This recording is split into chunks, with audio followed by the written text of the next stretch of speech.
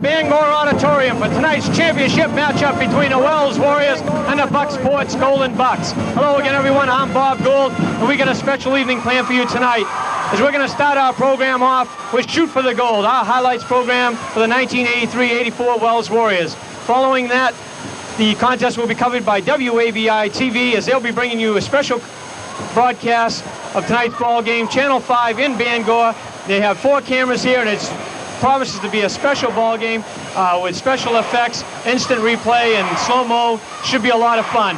Following the contest, stay tuned, because we're going to be going into the locker room to get a talk with our boys as they come out. We're hopefully on top in this ball game. And following that, we're going to follow the team and the town in their celebration as they follow their team in their jubilation of this fine team, and hopefully as they win the Class B state championship for the 2nd year in a row. So stay tuned for a great evening of entertainment.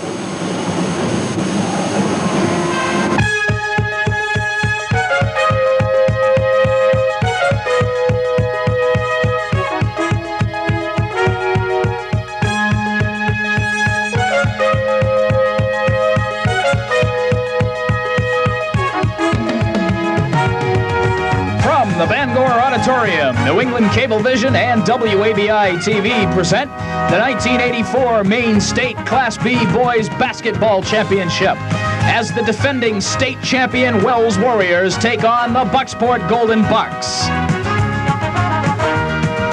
Tonight's game is being brought to you by Alexander's Gulf Station, Agunquit, Maine, 646-5438. By Congdon's Donuts, Route 1, Wells, Maine, 646-4219. Pizza by Paris, Wells Plaza, 646-5202. Serving pizza, grinders, salads, spaghetti, and daily specials. By the Dunham Footwear Factory Outlet at Wells Corner Shopping Center, 646-2826. Great footwear for the great outdoors. Also in Portsmouth. By Norseman Incorporated.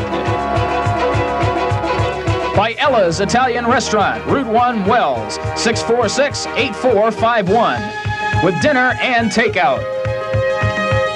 By Chase's Service Center, Junctions Route 109 and 9A in Wells, Maine, 646-5159. By Sayward Plumbing, Agunquit, Maine, 646-2784. By the Cheese and Wine Shop, Moody, Maine, 646-5878. By Kimball's Sales and Service, Route 109, 646-5208. By Paul Wynn, New Construction and Remodeling, Agunquit, Maine, 646-8050.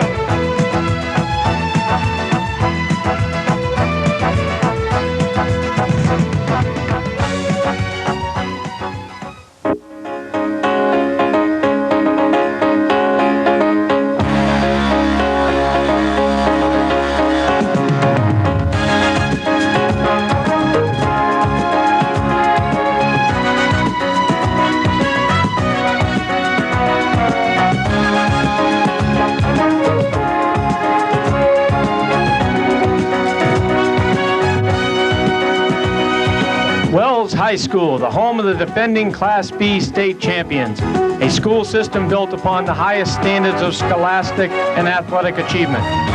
Let me introduce the individual whose responsibility it is to maintain these high standards of excellence, the superintendent of the Wells school system, Mr. Bob Couts. The Wells Agunquit Community School District is very proud of the form of excellence that we are exhibiting both in our academics and in our extracurricular activities. There are 1,650 students in the Wells Agunquit Community School District, and they are located in the Agunquit Village School, the Wells Elementary School, Wells Junior High School, and Wells High School.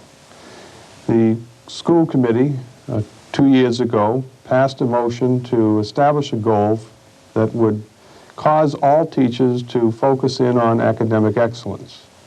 Their goal was to have higher standard achievement scores and also resulting in higher scholastic achievement scores at the high school level. We are proud to report that there have been very substantial increases in these achievement test scores in the past 2 years. The very fine work of our teaching staff, the cooperation of our students, and the patience of the community has resulted in a better style of education occurring that's resulting in more successful opportunities for students. We are proud of that academic achievement, and we're especially proud of the work that is occurring at the high school that has resulted in recognitions coming to the teaching staff and the students. To speak a little more on Wells High School and its academic excellence, I'd like to introduce Carl Stasio, principal of the high school. We're very proud of what we've done, and in the past few weeks we've just received notice of being one of the 5 high schools in Maine that's been recognized by the National Secondary School Recognition Program, and our application is being forwarded to Washington, where it'll be further reviewed, and if we are successful, we will be considered at a regional and ultimately a national level. I think this is a very fine high school. We've made tremendous gains. We can thank a very supportive community school district. We can thank our school committee that's put in a great deal of time and effort in the search for excellence. We're very grateful to the parents of the students at the school. We have a very fine student body, and we're very proud of them. Beyond academic preparation, Wells High School does offer students a great many other opportunities to grow.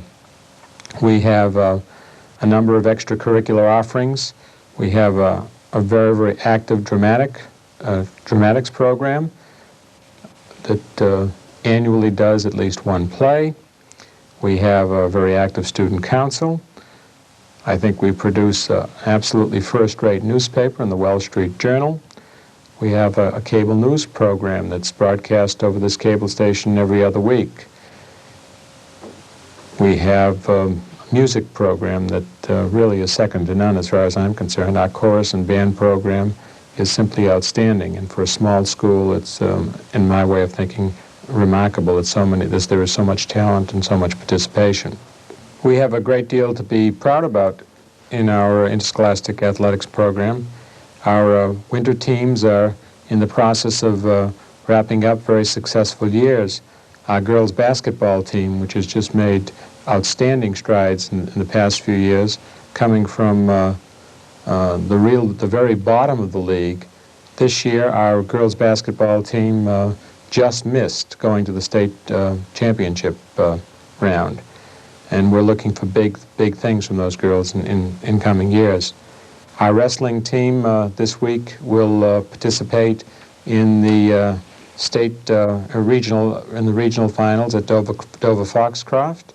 Our winter track team will be participating in the state meet in Bangor this week, and although that program is small and really not terribly well funded, we're very, very proud of what those kids do for Wells High School.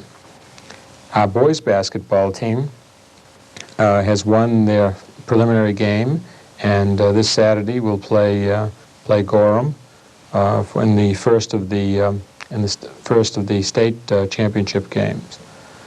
We're looking for big things in all of these events, and we wish all the Wells High School students who participate in these teams a great deal of success. Most people viewed the 1984 basketball season as a rebuilding year. With only one starter returning from last year's championship squad, the outlook was indeed questionable.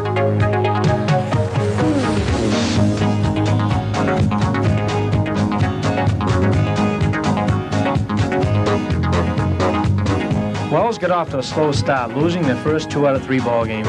The real low point in the season came at home against Trape.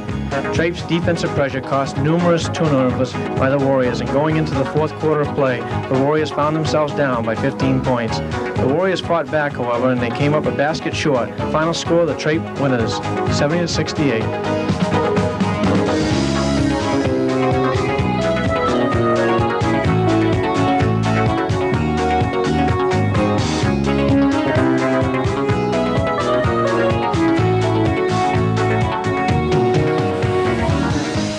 later, and faced with a must-win situation, the Warriors traveled to York to take on the Wildcats.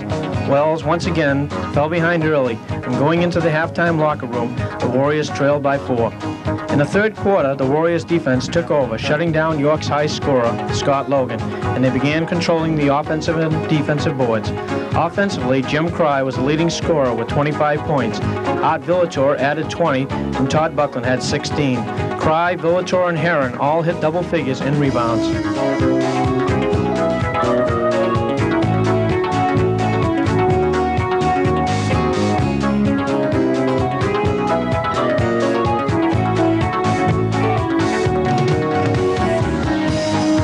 Even their record at 3-3 with the makeup game with Falmouth. Falmouth had a small ball club like the Trait Ball Club, and they ended up giving the Warriors all they could handle. Wells built themselves what appeared to be a comfortable lead midway through the fourth quarter, but a full-court press allowed Falmouth to get back into the contest, and at the final buzzer, Falmouth took the game into overtime. Wells played with the poise necessary to win in that ball game in overtime, 69-68.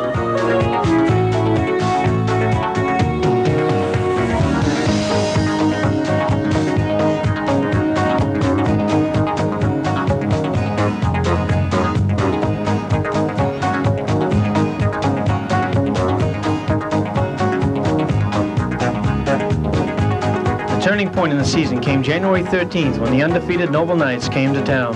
Wells played one of their finest games of the season as they out-rebounded, out-hustled, and outshot the talented Knights Ball Club. This game put Wells over the 500 mark and over the hump. They were playing like a team for the first time in the season. Jim Cry led the way with 23 points and 16 rebounds.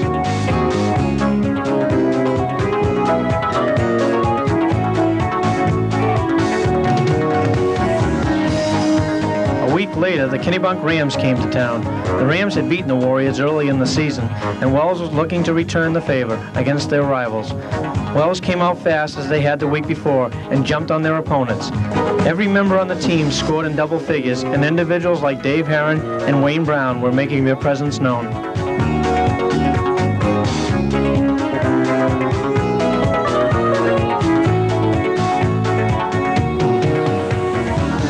The two hottest teams in the league met on February 4th as Freiburg brought a 9-game winning streak up against Wells' 7-game winning streak.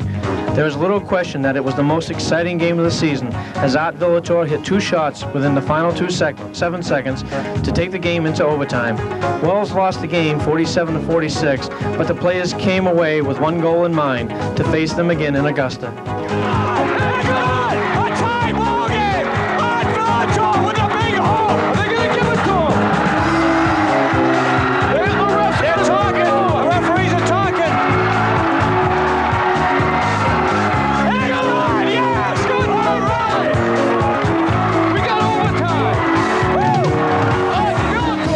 Finished the season with a 13-5 record and seeded 6th. They drew Lakes Region in the preliminary round game.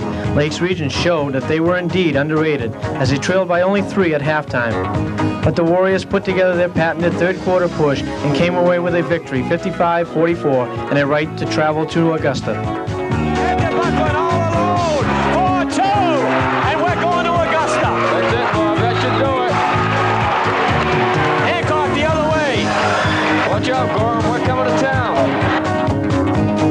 Talking to the players throughout the season, the one thing they all seem to share is the admiration and respect that they have for their coach, Andy Dufort. Last year's team, we were state champions, Class B.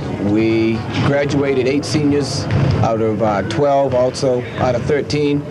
We also had 1 junior leave us for Brewer. This year, everyone figured that we lost our shirt and that we'd have nothing left. And so we started right from the first day of practice that this was going to be a building year. We had 1 starter coming back from last year. We had 2 gentlemen that was on the bench most of the year. And also we had a JV player that I brought up halfway through the season in order to give him some playing time and also to work him in as when we could. The remainder of this year's team came out of 5 JV players and 1 player that we brought up from the freshman squad. The season basically started off rather slow for us. We had to face Noble, which is a real strong team, and we got beat by them in the first game, and things really didn't gel very well from then. After 4 games, we were 1-4, and we really weren't playing very well. And it looked to a lot of people, and I'm sure probably to some of the players, that we might have a relatively long season. The key win, I think, that really started to put us together and back on the road to where we belong was an overtime 1-point victory over Falmouth. We really started playing a lot better, and I think we knew that we could play our potential. From then on, we really started to go. We were 11-2 over our last 13 games. And some of the key wins in that 11-2 was a 7-game winning streak. With one of the beginning highlights was the Noble win. Noble was undefeated. They were riding high, and we played a real team ball game and was able to beat them 64-50. The next game probably that really did a lot for us was anytime Kennebunk comes to town, that is a community high, simply because the two teams and the communities are after each other, so it's a friendly rivalry, and we really have a good time playing them. Both, I think the communities have a better time than probably the players, simply because they are so competitive between each other. Another highlight for us was up in Falmouth. We found ourselves 14 points down at halftime, and we came out and ran off 18 straight points in the third quarter and was able to beat them, which showed us that when we really wanted to put it together, we really could play some good basketball. The rest of the season's games, we rolled right along fairly well, again concentrating on team defense and also team basketball. One loss that we had towards the end against Freiburg was a 1-point loss in overtime, and even though we lost, I still think that it did a lot for us because we know that we can play them evenly. And basically the highlight of the regular season was that preliminary win over Lake Region, which got us into the game that we're playing on Saturday here against Gorham.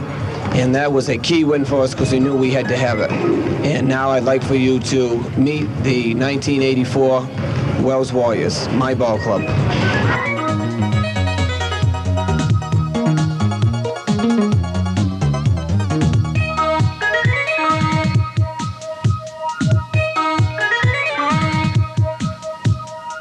Hi, I'm Dan Elliott. I'm 6'3", in the senior class. I've been on varsity for 1 year. I play center and I wear number 24. I've worked on the school newspaper for 2 years. I work on the yearbook this year. I like to ski, swim. I work at Einstein's Deli in Gunquit. I'm planning to go on to college next year, hopefully to Emerson College in Boston. I've also applied to the University of Maine and the University of Southern Maine. I plan to major in journalism. Basketball has been beneficial to me because it's given me a little bit of discipline, not much, and it's helped me with teamwork and working with others. My name is Darren Stutz. I'm 6 feet 1 inch. I'm a junior. I've been playing varsity for 1 year. I'm a forward, and my number's 20. I also run spring track, and in the summertime I race bicycles. Playing basketball has taught me not only to concentrate more on the court, but also in my schoolwork. My name is Rick Van. I'm a 5'10" guard. This is my first year on varsity, and I'm a junior. I wear the number 15. I'm a member of the Wells High varsity football team and varsity spring track. I participate in the Wells Street Journal, which is our school newspaper. My hobbies are to paint and to ride my bike during the summer. After I graduate next year, I plan to go to college in Pennsylvania to study mechanical engineering. I plan to either play on a college team in either football or basketball. Basketball has helped me to keep my grades up, to play, and help me go to school almost every day. Basketball makes school much more fun during the slow winter days. A really great sixth man is an individual who can sneak into the ball game and never be noticed. Rick Vancro is that type of player. His ability to come off the bench cold and spark the ball club gave the Warriors the decided edge in many a contest. Hi, my name is Dave Heron. I'm 6'3". I'm a junior this year. This is my first year of varsity. I play forward on the team, and I'm number 25. The sports I'm involved in are football. My positions in football are offensive and defensive tackle. To prepare myself better for football, I like to weightlift. After weightlifting, we have track. In track, I do shot put, javelin, and discus. I'm also a member of the Honor Society. My favorite hobbies are working on cars, especially Mustangs. My future plans after high school are to go on and attend a 4-year college. In college, I'd like to major in a business management course, somehow dealing with computers. The beneficial things I've found in sports is the teamwork, everyone working towards a common objective. This I feel will help me later in the future, plus it is fun to just participate in sports. The man with all the heart was Big Dave Herron. The emotions of this year's ball club ran directly through him. The Gentle Giant, as he is affectionately known, was one of the keys to the stretch run. I'm Todd Buckland. I'm 5'10". I'm a senior at Wells High. I've been playing varsity basketball for 2 years. I'm a guard and wear number 22. I also play football and baseball for Wells High. And in the summertime, I play Babe Ruth baseball. When I graduate from high school, I plan on attending a college where I can play either baseball or football. Playing high school sports has taught me how to work with others in reaching a common goal. The drive in this year's ball club centered around number 22, Todd Buckland. His ability to find the open man while falling out of bounds or diving on the floor helped motivate his teammates into giving that little bit extra. Todd led the league with 7 assists a game. My name is Art Volator. I'm 6'2". I'm a junior in high school. I've been on varsity for 2 years. My position is forward and my number is 21. I also do spring track, cross country, and in the summertime I like to surf and play tennis. When I graduate from high school, I'd like to go to the University of New Hampshire and hope I'll play in basketball.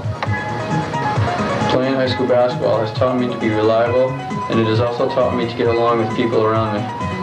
The transition from a JV to a starter on this year's team was handled as smoothly as the outside shooting skills of Mr. Inside, Mr. Outside, Art Volator.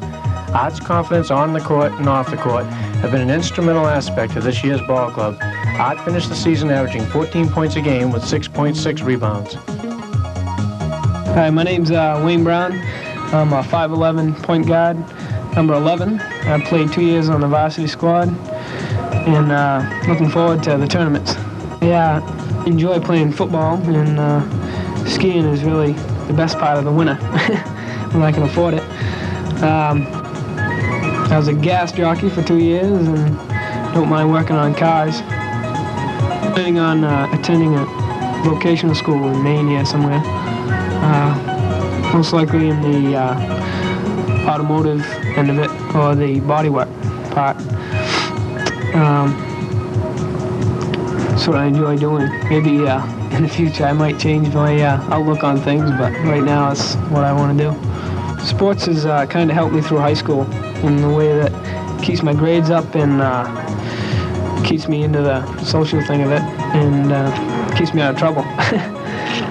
It also teaches you how to work with people, and that's important in life.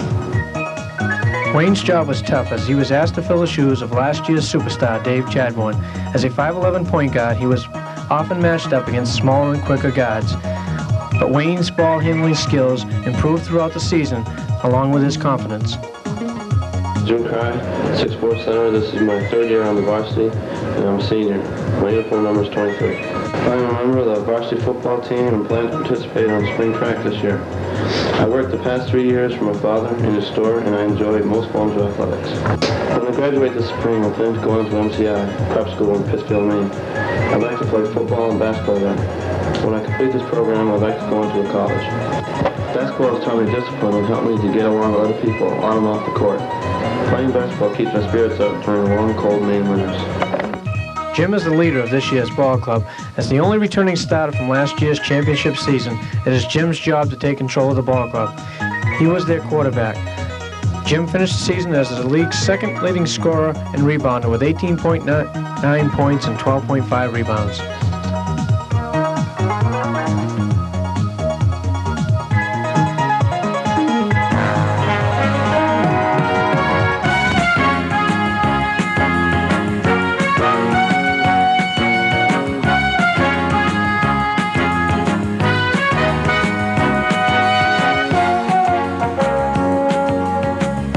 1984 has been a remarkable season for the Wells Warriors. A ball club picked to go nowhere. They pulled together as a team to the wonderment of us all. We at WNEC TV were proud to be a part of their season. Thank you for all your support. See you at Augusta. This is Bob Gould.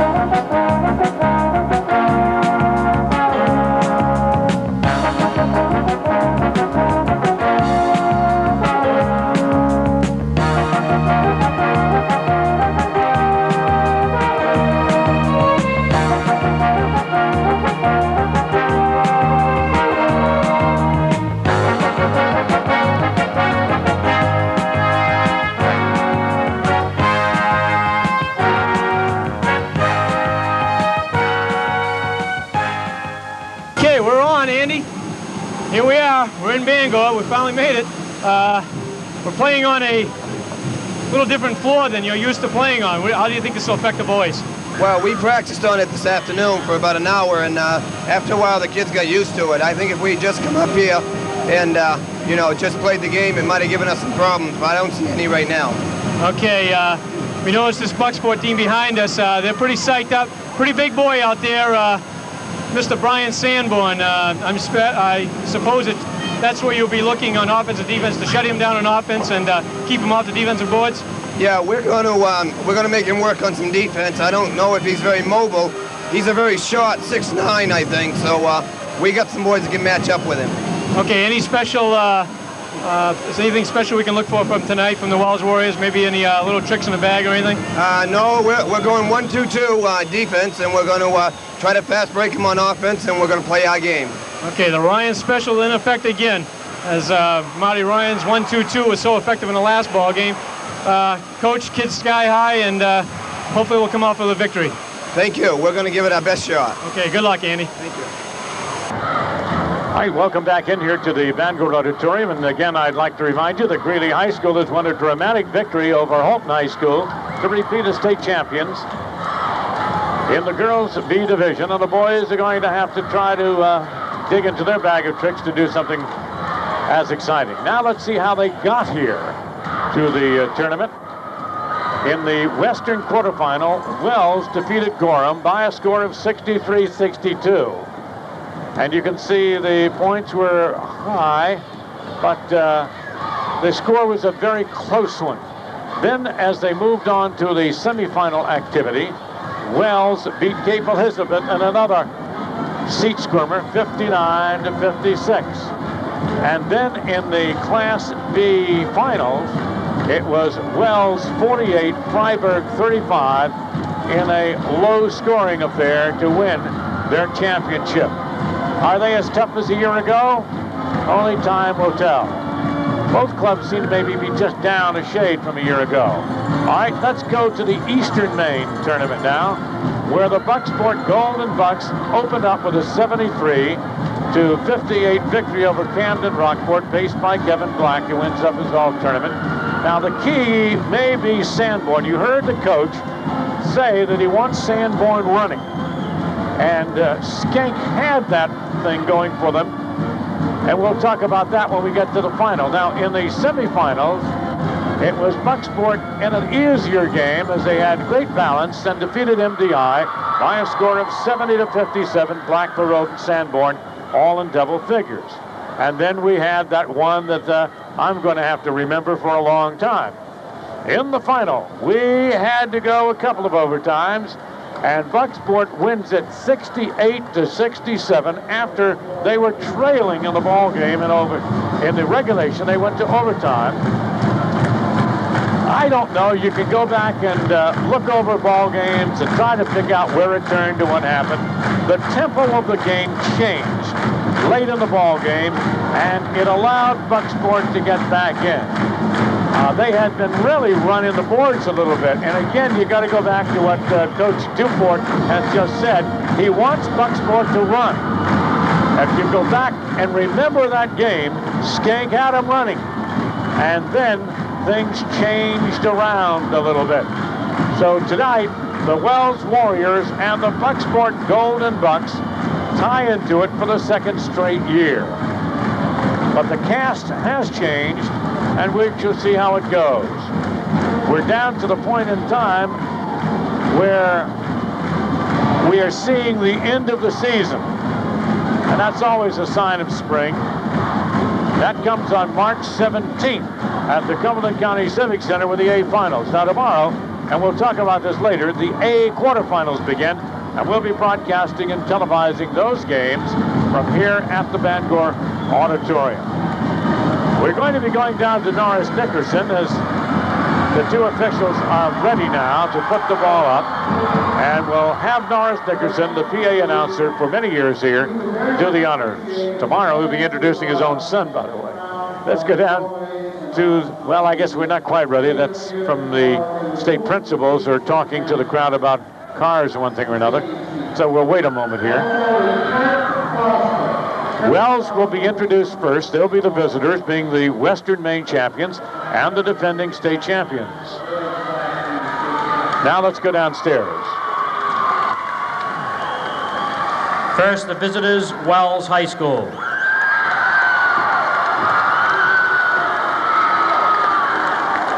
Number 11, Wayne Brown. Number 21, Arthur Villator. Number 22, Todd Buckland. Number 23, Jim Cry.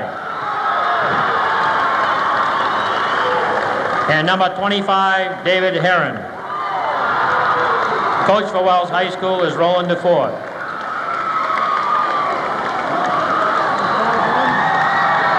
For the home team, Bucksport High School.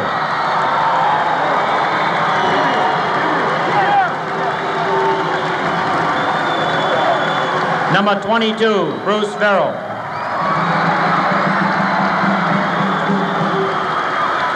Number 32, Richard Tracy. Number 14, Kevin Black. Number 54, Brian Sanborn. And number 44, Mark Stubbs. Bucksport is coached by Ray Katsifikas. The officials for tonight's ball game are Mr. Sullivan and Mr. DeFrederico. All right, that's Sullivan on the left and Jim DeFrederico, the veteran, on the right. The Eastern and Western and Eastern Maine officials, as the case may be here, as we get set to go for another one. I don't know, Bob. The girls did a job for us here. I have been doing girls basketball off and on again in the tournament since 1975, and I can only say that the improvement has just shown dramatically, and they put on a wonderful show, and I'm hoping for an encore here today. And now with the game play-by-play, here is Bob Dow. Okay, George, thank you very much. It'll be big. Brian Sanborn at 6'9", that'll step into the jump circle for the Bucksport Golden Bucks. He will go against Jim Fry, who's 6'4", from the Wells Warriors, the defending Class C state champions. The tap is controlled by Bucksport. Kevin Black has it in the backcourt. He'll walk it up to the forward court against looks like a 2-3 zone. Perhaps a box and one. We'll pick up the defense in the corner. They go down to Sanborn. He puts it up and in. That's what the Bucksport fans want to do. If they get it into him in the paint, he's got too easy. Bucksport draws first blood, and back into forecourt now come the Warriors. Arthur Villator with the ball. He and Jim Cry are the two players that have been leading them in scoring all year. Wayne Brown with the ball. He is the playmaking guard out front. They work the ball around. Brown has it now. He shoots from out there. It's no good. Rebound to Cry as Wells will get the second opportunity. They bring it out wide again. Against a man-to-man defense being applied by Bucksport. In the middle, Sanborn stops his shot. Here comes Bucksport on the run. That's Baralt. It's knocked away from him. Stolen away by Wells. They've got Cry alone down the floor, but they don't see him. Back up into forecourt comes Wayne Brown at the foul line. It's short. Rebound Sanborn again.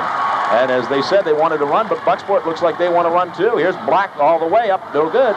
The rebound comes away to Wayne Brown of Wells. So Bucksport looks to run when they get the opportunity. Up at the forecourt quickly. Wells, Villator along the left, goes baseline, stops. Sanborn shuts him off. In underneath, all alone was the big guy, David Heron. And a good feed from Villator, and it's all tied at 2-2. Up in the forecourt now, Bruce Peralt. Peralt goes along the left of Brown into the corner. Now they go to Tracy. They try to dump the ball in underneath the Sanborn, but it's knocked out of bounds. Bucksport won't be afraid to run, Bob, but they have a tendency to run out of control.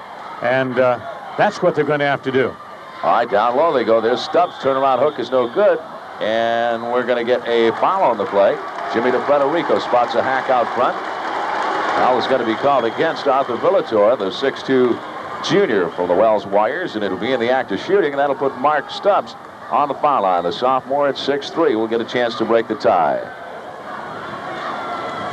Mark Stubbs and Richard Tracy don't get the publicity that the other three do, but they play as a team, and Stubbs hits a foul shot.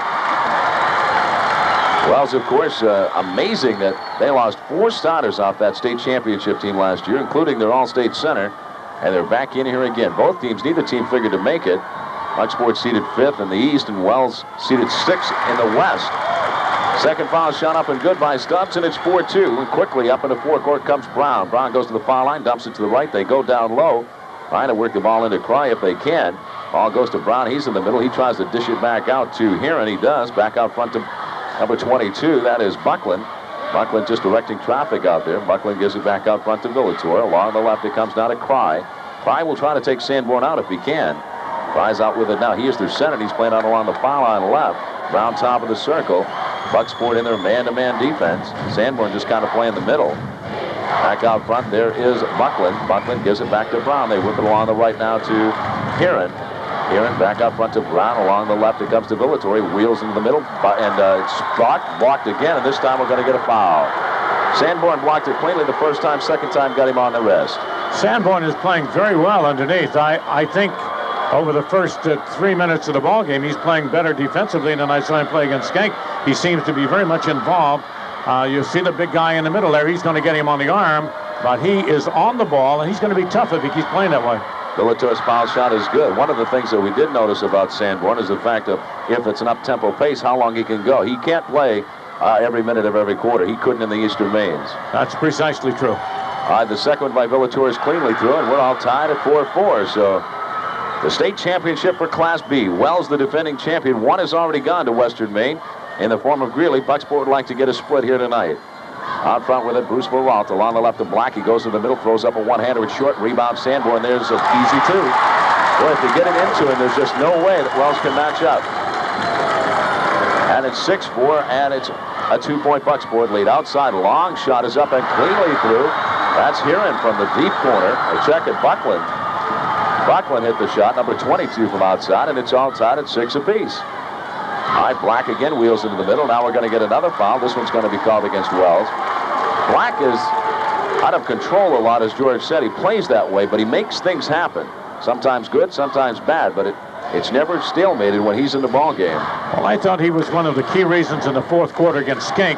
I didn't think so early on in the second half, but later in the fourth quarter, Bob, he did make things happen. All right, Black has the ball out along the wing now. He dumps the ball back into the corner to Tracy, goes baseline, gets shut off, wheels it or tries to dump it into Stubbs, and is cleanly picked on a nice pass by Wayne Brown. Brown quickly down underneath the Villator, and Villator gets hammered under there by Tracy.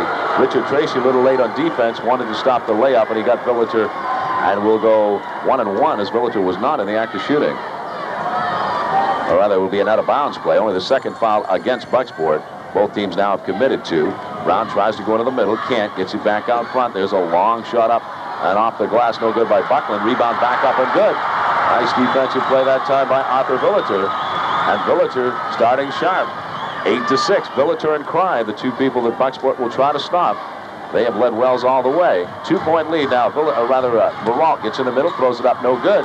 Rebound ripped down by Cry, and Wells looking to break. Bucksport gets back quickly. Up along the left, Villator again with the basketball. Wheels, goes baseline. Sanborn shuts him off. Villator shoots anyway. Rebound back up and good by Todd Buckland. And it's 10-6. And it's a 4-point lead now for the Wells Warriors. Bucksport not wanting to fall behind. They're not a good catch-up team, although they did against Skank. They don't want to get in that position again. There's a wild one-hander thrown up and no good by Black. The rebound comes away to Wells. They got a fast break. They lose it, but it's picked up by Wells nicely. Brown probably cost him 2 points. He dribbled it off his foot. They had a 2-on-1 situation. On the right, Buckland now. He's deep, being guarded by Black. Throws the ball into the corner. Almost throws it away to Cry. Cry makes a nice play to get it back in to Buckland. Buckland just holds the ball. Gets it out deep now to Wayne Brown, top of the circle. Bucksport again in a man-to-man. Along the right, Villager down low. They try to go. Bucksport will knock it away and steal it. Bruce Fawalt, and now he dribbles it off his foot and out of bounds. And immediately Ray Katsafikis says, I've seen enough of this. He wants timeout. Timeout on the floor with a score of Wells 10 and Bucksport 6. We're back in 30 seconds.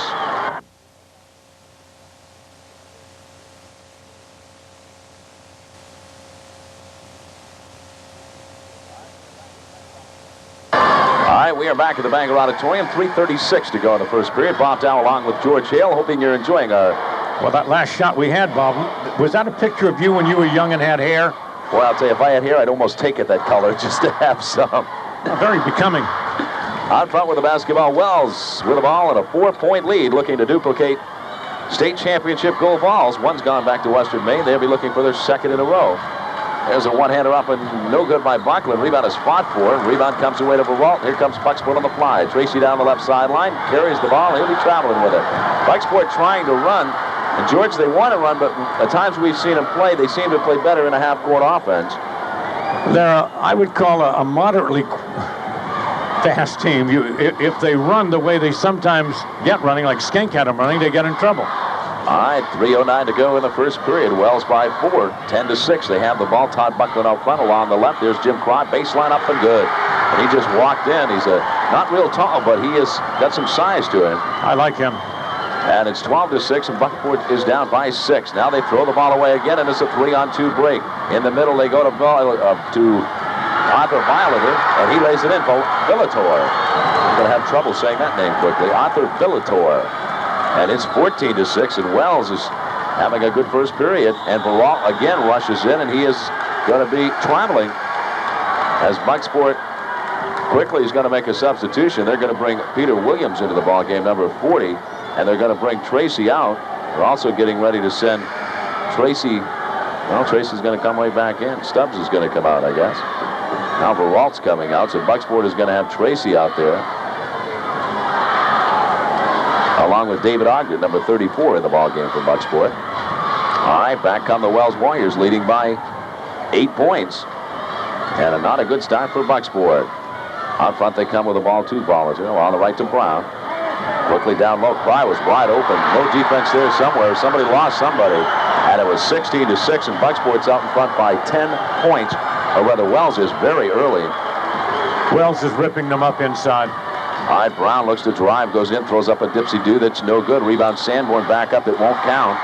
He was fouled before the shot by Jim Cry. Bucksport's got 6 points, and every time they've taken it in underneath, they've scored. Last few times, that's the first time Sanborn's touched the ball in about 4 plays. All right, Bucksport underneath their own basket. They're putting up some poor shots, and it's hurting. All right, there's a screen from Black. He shoots and misses. Rebound is up, no good, up, no good. It's loose, picked up by Tracy. He wheels in the middle, lays it up and good. Bucksport doesn't quit. We saw that against a good Skank club, so they'll fight their way back. Now they've got to stop Wells. They're 16-8 trailing. Wells comes back looking very sharp this first period so far. Out front, Villator along the right now. They move the ball around very smoothly. Is in the corner to Cry, who'll come out. Heron with it, back out front now. On the left, all open. There's Brown. His shot's no good. Rebound's going to whip away by Bucksport. They want to run again. Here comes Black. He goes, drives, lays it up, and no good. The rebound is loose. It's controlled by nobody. Now it's loose on the floor. We're going to get a jump ball as David Ogden's on the floor for Bucksport. There's a classic example of why Bucksport's not getting closer. Just a totally out of control shot. They're not getting the good shots that they wanted. A lot of them aren't even touching rim. All right, the tap is controlled by Wells. No, it's a foul. Black was going for it. Black got run into and fouled by number 21, Arthur Villator. That'll be the second foul against Villator. And there'll be no shots on the play. That is the 4th team foul, though, against Wells. So from here on out, it'll be 1-on-1s. Wells, we were told, was a scrappy, hustling, pressing ball club. They will commit some fouls. They'll also create some turnovers. Out front with the basketball now. They move the ball around. That's Black. Long downtowner is good. One thing about Kevin Black, he keeps shooting the ball, and when he gets hot, he's a streak player. Right now the ball is almost stolen away, and it is, but a foul is going to be called. It's against Richard Tracy as he tried to pick the ball away from Brown, and he got caught. That'll be the second foul called against Tracy, the third team foul against Bucksport. So Wells will get it on the far sideline right in front of the press table. Coming back into the ball game is Bruce Veralt. Coming out is going to be Richard Tracy. Veralt's a good shooter. His first couple of shots, he might be a little tight. He didn't get away with very good shots. There's a running one-hander from Brown that's good. Nice play, Wayne Brown. And it's 18-10, and that 8-point lead Wells has got. Holds steady with 52 seconds to go in the first period. Black, top of the circle, tries to drive, can't. Gives it out to Veralt, back to Black, top of the circle. He wheels in the middle, throws on dipsy-do up and good. He plays that way. Well, he's a strict shooter. He can get hot and get you 10 in a hurry, and that's why he puts it up a lot. They don't worry about percentages with him. They can't, because he's going to throw it up at every opportunity. 18-12, the lead is 6 now with 27 seconds to go in the first period. Out front with the ball, Heron. Heron looking around, tries to go in the corner, does, to Cry. Cry wheels it down low. Nice pass, layup is up and good from Todd Buckland. Nice play. And it's 20-12, but again, it's an 8-point lead. 13 seconds to go in the quarter. Black along the right to Veralt. Veralt wheels in the middle, throws it up, and no good. The rebound is loose underneath. It's going to be controlled by Wells with 3 seconds to go. They go to Vollinger, stolen away nicely by Black. He'll have to fire from midcourt. He does. It is no good. And we have completed the first period of play with a score, Wells 20 and Bucksport 12. We're back in 1 minute.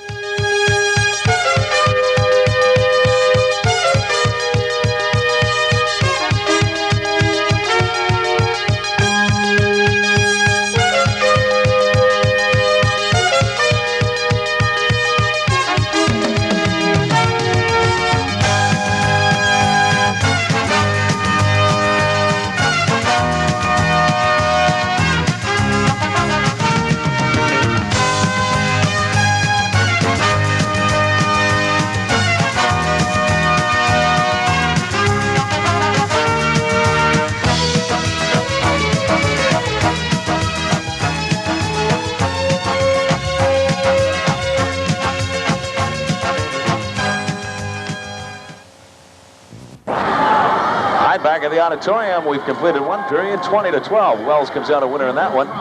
Bucksport will see if they can do a little better this time. Tap controlled by Wells, as Sanborn didn't really get out jumped. He just didn't time his jump correctly, and again, Wells will come out with the basketball. All right, with the ball out front, Brown on the left of Villator. They're trying to get down low to Cry, and Cry can't hang on to the pass. It'll go through his hands and out of bounds. And Bucksport will put it back in play. Bucksport needs to get settled into their game plan here. See if they can't take a little more use, probably, of Sanborn they'd like. Well, on the left for Veralt. Veralt didn't have a good first period, shooting-wise. In the corner, there is Tracy down to Sanborn, and this time they got what they wanted. They got the ball into Sanborn. He did not get the shot, but he did get fouled in the process. Foul is going to be called against Arthur Villator, and that is 3 on him, and that is a big moment, because Villator is a big part of this ball club, and he is going to have to come out. Sanborn working the low post. They get the ball into him. He's almost impossible to stop without either scoring or getting fouled. He's got to be the key in many ways. Rick Vancourt in the ball game to replace him as Sanborn hits the foul shot. They can't take advantage of him, then, you know, they're going to have to get him out of there. I think they can take advantage of him. Second one by Sanborn is no good. Rebound ripped down by Cry. And away will come Wells. 20-13. Bucksport's got it down to 7. Along the left now with the ball. Buckland back out front. Brown. Brown can't get his shot away. Gives it to Cry, who's way out deep. Out of Brown. Along the right they go to Vancourt, who just came in. Into the corner to Heron. Back to Vancourt. Vancourt holds the ball. Still holding the ball. Bucksport now takes it away from him. Good defense by Bucksport as they put the pressure on. And they'll take over with a chance to cut the lead to 5. Kevin Black will bring the ball up in the forecourt. Bucksport fans applauding. Along the left, the ball goes to Veralt. Veralt into the corner with the ball. Tracy, he'll fire it into Sanborn. It's knocked away from him. Rebound down to actually Veralt, and he's going to be run into a foul by Vancourt. So again, they're going to force the ball into Sanborn at all opportunities and see if Wells can stop it. Vancourt didn't give him enough room. He didn't give any position on the court at all. That's the reason he got called for the foul. And it's also bonus time now, as that's the fifth foul against Wells. So Bruce Veralt will go to the foul line. Veralt has yet to score for Bucksport, and he is a big part of their offense. He misses his foul shot. The rebound comes away to the Wells Warriors. Along the right, they'll throw it away as Brown had two people on his right side. He had Buckland over there, and he also had Heron. Neither one was looking. The pass went between them both and out of bounds. So Bucksport again gets another opportunity to cut it to 5. The second turnover by Wells. Let's see if Bucksport can cash in on it. Up into forecourt they come. Kevin Black holds the ball, gives it along the left now to Veralt. Veralt goes into the middle, can't get a shot away, holds the ball, still holds it. Wells is swallowing him up out there. He kicks it back out deep to Black. Black, top of the circle, dribbling around, being guarded by Vancourt along the left of Veralt. Black to Black, he'll fire from the circle. It's in and out. Rebound is fought for, and it's going to be controlled nicely out of there by Jim Cry. Quick outlet pass now comes to Buckland as they get the ball down the floor quickly. Buckland off into the corner, gives the ball to Heron. Heron back to Buckland. Top of the circle of Vancourt along the left. Cry, stop and pop off the glass. Is good. Bob Cry is an outstanding ball player. He makes a good move. He's a senior. He knows what to do. He's not only 6'4", but look at his chest. He's a tough kid to handle. And he puts the Warriors up on front 22-13 as Bucksport falls behind by 9 with 5:49 to go in the first half. Veralt outside. Veralt gives the ball off in the corner to Tracy. Works baseline. Stops. Pops. It's no good, but he is traveling with the basketball, trying to work the baseline. And now Bucksport sending more substitutions in, as is Wells. Number 12 is coming into the ball game. Chip Straight for Wells. He will replace Heron. Chip Straight.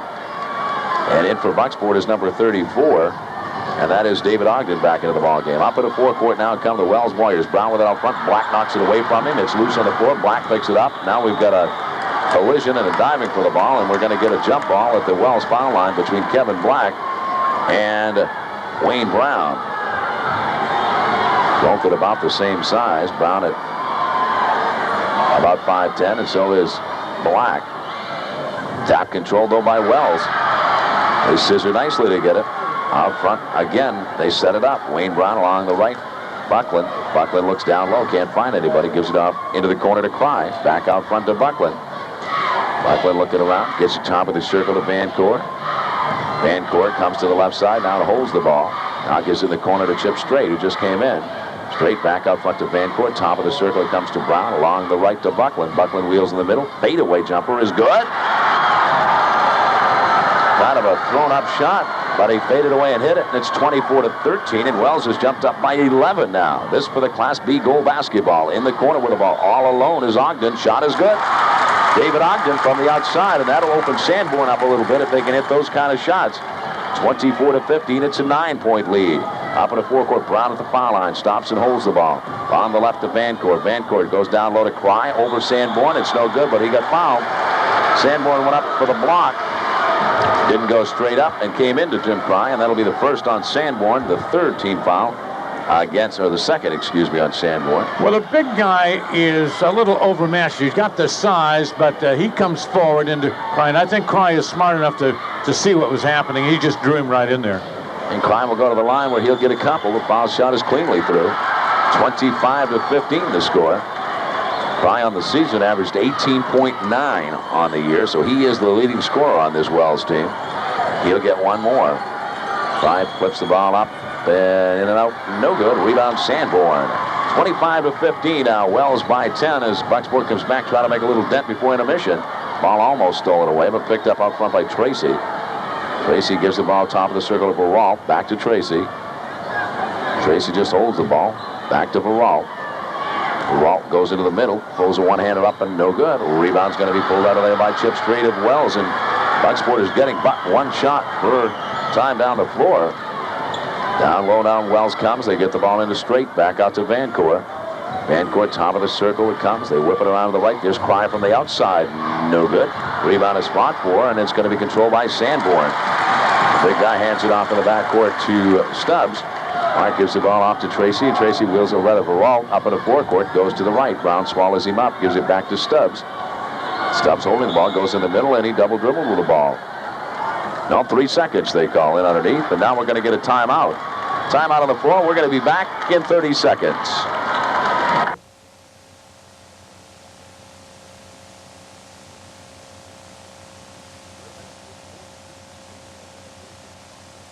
3 minutes and 42 seconds remaining in the first half. Bob down along with George Hale, and Wells up by 10. Bucksport got off to a slow start. They played about even since then, George. Well, I don't think Bucksport's certainly out of this. They've got to do some things to get it back in, but I am impressed by Wells' quickness. They crash hard. They stay out of foul trouble. You know, you look at them physically, they're not awfully impressive, but they move well. The pass tried to lob it into Sanborn. He couldn't get it, but he's going to be called for the foul. As Chip Straight, they call him for pushing off in underneath. Again, Sanborn is the key to this offense. He's like the middle of the wheel. They try to throw it into him on the inbounds play. And, of course, Wells well aware of that. Yeah, I think they've got to get him involved a lot scoring because I just don't think they can win it out in front. All right, the big fella's shot is short. Rebound's going to come away to Wells, and quickly they come down on the fly. Bucksport gets back on defense. Brown will set it out up front. He goes to the right. Puts the ball off there to Buckland. Buckland tries to drive and can't. Off in the corner to Cry. Cry comes in. He goes out. He plays all ends of the floor. On the left of the ball now straight to Vancourt. Vancourt pushes straight in the corner. Drives the middle. Drives, throws it up, and good. Nice play by Rick Vancourt off the bench. It is 27-15, and Wells is now up by a dozen as Kevin Black is going to get ready to check back into the ball game for Bucksport. Into the corner they go with the ball to David Ogden. Ogden gets a screen, can't use it. Now it's knocked out of bounds, but they say he's hooked and fouled. The foul is going to be on Wayne Brown of Bucksport, or rather of Wells. Black is coming back into the ball game. No, he isn't. He can't because he's going to be coming in for David Ogden, who's going to the foul line. Ooh, I don't know. You take a look at instant replays here, and we have one up here. I guess it's okay. He's pretty close to being on the ball. He complained a little. He thought he had the ball. Shot is up and good by Ogden, David Ogden. 27-16. Referees love instant replay, don't they? Second shot is up and no good. Bucksport not getting the roll on that one, and they trail by 11. Here comes Wells on the fly. Rick Vancourt into forecourt, leaves it for Brown, top of the circle. He tries to push his way to the right, does, gives it off into the corner now. Cry has got it. Cry just holds the ball back out to Buckland, deep. Wells looking to set something up. They go left to Vancourt in the corner to Straight. Players cut in the middle. They're trying to get the ball to Cry if they can, setting the low screens. Out front to Brown. Brown holds the ball high. Looks to drive the middle. Can't get through. Kicks it off into the corner to Buckland. Buckland looks to shoot. Can't. Back out front to Vancourt. Down low to Cry. He wheels on Sanborn. Shoots and misses. Rebound to Sanborn. And a foul is going to be called against Cry. Actually, Stubbs got the rebound, and Cry came over his back. That is the second foul on Jim Cry, and will walk the length of the floor and get some foul shots. A lot of action underneath there. The big guy is getting involved. Sanborn's doing a good job. He's only a junior. They got double up and Cry went over the top, and he got caught. He knew it. He walked away. And going to the foul line will be 6'3" sophomore Mark Stubbs for the Bucksport Golden Bucks, who trail by 11. Very much like to get it down to single figures as they go into intermission. Foul shot by Stubbs is good. That makes it 27-17, and Stubbs will go for one more. Well, I don't think it's to Bucksport's disadvantage to be in a relatively low-scoring game, but 17 is not much. They've got to get a little more than that. Stubbs' second one is also good, and that makes it 27-18, and they've cut the lead down to 9. All right, coming back into the ball game is going to be Peter Williams, and they're going to bring Mark Stubbs out. Williams, a 6'2" sophomore, in there for boards. He can really take some of the pressure off Sanborn. All right, Brown up into forecourt, being guarded very closely by Baralt. Hands the ball off to Buckland. Buckland off into the corner to Cry, who comes out deep. Williams comes out with him. Top of the circle, Vancourt on the left to Straight. Straight just holds the ball and kicks it back out front to Vancourt. Remember that Arthur Villator, the second leading scorer on this Wells team, hasn't played this quarter. He's been in foul trouble. Running one-hander off the glass, no good from Buckland. Rebound up, no good. Rebound loose. It's going to be picked up by Wells along the right. Buckland down low, all alone was, and he missed the punt. He was chipped straight. Rebound comes away to Bucksport. Bucksport got a break. Here comes Black. Straight up the middle, going fast. Drives, throws it up. It's no good. A wild one off the glass. The rebound, they're going to get a foul called against Bruce Baralt, as Bucksport came down a little out of control again. A lot out of control, quite honestly. I'm about to say, Bob, if you call that a little out of control, I like to know what out of control is. I mean, that, if you get the ball back, and they did that against Skank a number of times in the final, they got out of control, the ball popped loose, and they got that follow-up shot. They're not getting it against Wells. And, wow, they're just helter-skelter. Todd Buckland on the foul line, missed the foul shot. And the guy they lovingly call Baby Huey down in Bucksport, Ryan Sanborn, got the rebound. He comes back with it. Black along the right to Veralt. Back to Black, back to Veralt. Goes to the middle, stops, fires the jumper. Good. And that, I believe, is Veralt's first basket of the game. It is. And Bucksport must have his scoring. 27-20, and Bucksport is only down by 7. They get it down to 7, Bob, and that can help them a lot. Get a couple of those poppers in there. All right, out front with the basketball, Vancourt. Vancourt looks to go to the middle. He can't, so he comes to the left. Back out front, it comes to Brown. Wayne Brown trying to spread the Bucksport defense out to Cry. Back to Brown, top of the circle. They're looking for something. A minute to go in the first half. Down low, they come into them straight. He's double teamed, kicks it back to... Finally, nobody is loose, and is picked up by Brown. Is just bobbled around in there, and all of a sudden, Andy wants timeout. Andy Dufort looking for time. His team finally sees him, and they'll call it. We've got 45 seconds to go in the first half with the score, Wells 27 and Bucksport 20. We will be back to the auditorium in 30 seconds.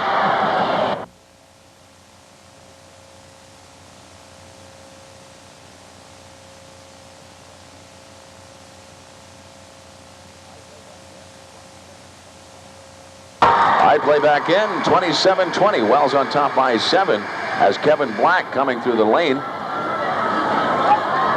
Again, is a type of player that just makes things happen. Whether they're good or bad sometimes, depending on how he's playing, but he definitely keeps the pace up tempo. I'll put it this way, he's a whirlwind. He must sleep well after ball games. Along the left straight, back out front to Brown now. It looks like Wells may be looking for one good shot or maybe the last shot. In the corner to Cry. Cry holds the ball, gets it out deep now to Buckland. Buckland along the left to Vancourt. He tries to drive the middle, runs into Sanborn, throws it up over him and drops through. Good play by Rick Vancourt. It's 29-20. Sanborn was there, but a good offensive move by Vancourt just put it up and over him. Black back up now with 10 seconds to go. The corner to Tracy, goes baseline, gets in underneath, plays it up. It's good, but it won't count. He was traveling with a basketball. Sure did. And with 7 seconds to go and the 9-point lead for Wells, they will get a chance to go into the locker room in double figures if they can hit before the buzzer. Cry will take it out right in front of the Wells bench. He throws it in the backcourt to Buckland, quickly up in the forecourt to Straight. Straight gets the ball to Cry. He'll fire, whistle, basket went in, but it won't count. Traveling is going to be called on Jim Cry, and that's one of those shots that Andy Dufort thought perhaps was a foul, but the official said no, he travels. So now Bucksport with only 2 seconds. All right, it'll be Tracy. He'll fire at the buzzer, and it's way over everything. And we have completed the first 16 minutes of this one. And at halftime, the score is Wells 29 and Bucksport 20. We're back in 60 seconds. Okay, as you can see, halftime score, Wells Warriors up on top, 29-20. Warriors first half, fantastic. They're doing it with good defense. And they're passing the ball, doing the job on that man-to-man. They look to be much quicker than the Bucksport Golden Bucks, and I think this will tell in the second half. I think we're going to take what we're going to do is we're going to go and we're going to talk to a few of the fans, see what they have to think about the first half. Some Cry, his father, Bob, and you're going to be pretty pleased with the first half, Bob. Oh yeah, we'll take one more just like this one. They seem to be doing a number on that man-to-man defense that Bucksport's thrown up against them. That's something that Wells isn't used to seeing, but they seem to be doing a pretty good job against it. Well, I think we got guards that are just a little bit faster than what Bucksport has. So. Yeah, I agree with you. If any trouble, Jim Cry, your boys got 2 fouls, and Art Villator with 3 fouls. If they can stay out of foul trouble, we should be in pretty good shape. Well, we hope so. Bucksport was down by 14 or 15 in the final up here in Eastern Maine. They apparently are a team that won't give up. So you got to be careful. You got to hang in there all the way right to the end. Chip Strait did a good job coming in there against the big man. He seemed to do a good job defensively. Their big man, Brian Sanborn, not much of a, really not the force that we expected. He looked tough early, but as of late, they've done the job on him. Well, I noticed when they played in the Eastern Maine final, he had a lot of rest on the bench. In this game, he hasn't been able to get any rest on the bench. And, big fellas sometimes like that can get tired toward the end. Yeah, I noticed that one time Jim beat him down the court. Buck just simply got fouled down there. And if he'd have seen Jim, there'd been a breakaway. Right. That's what you got to do. When you have a boy that big, I guess you got to try and outrun him. Get him tired. All right, let's see who else is in the fans that we might know around here. Aha, we got some Warrior fans up there, I believe.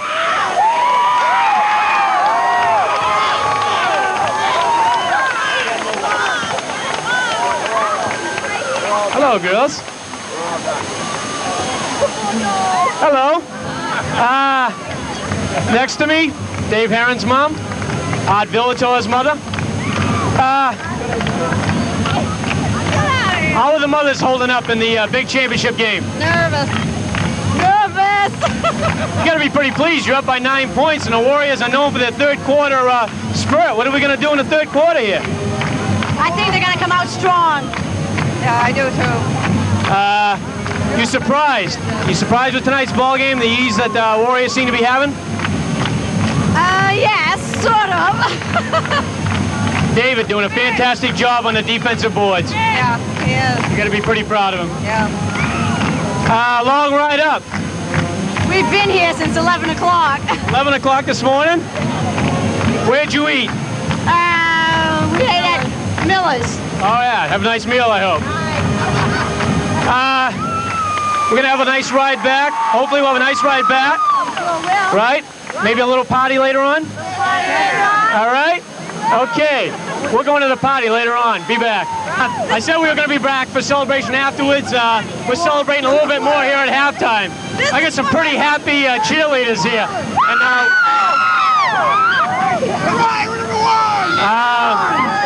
as you can see, the Warriors are already celebrating. They're anticipating a victory. And for any of you mothers that didn't come up, your children are all here and they're all safe.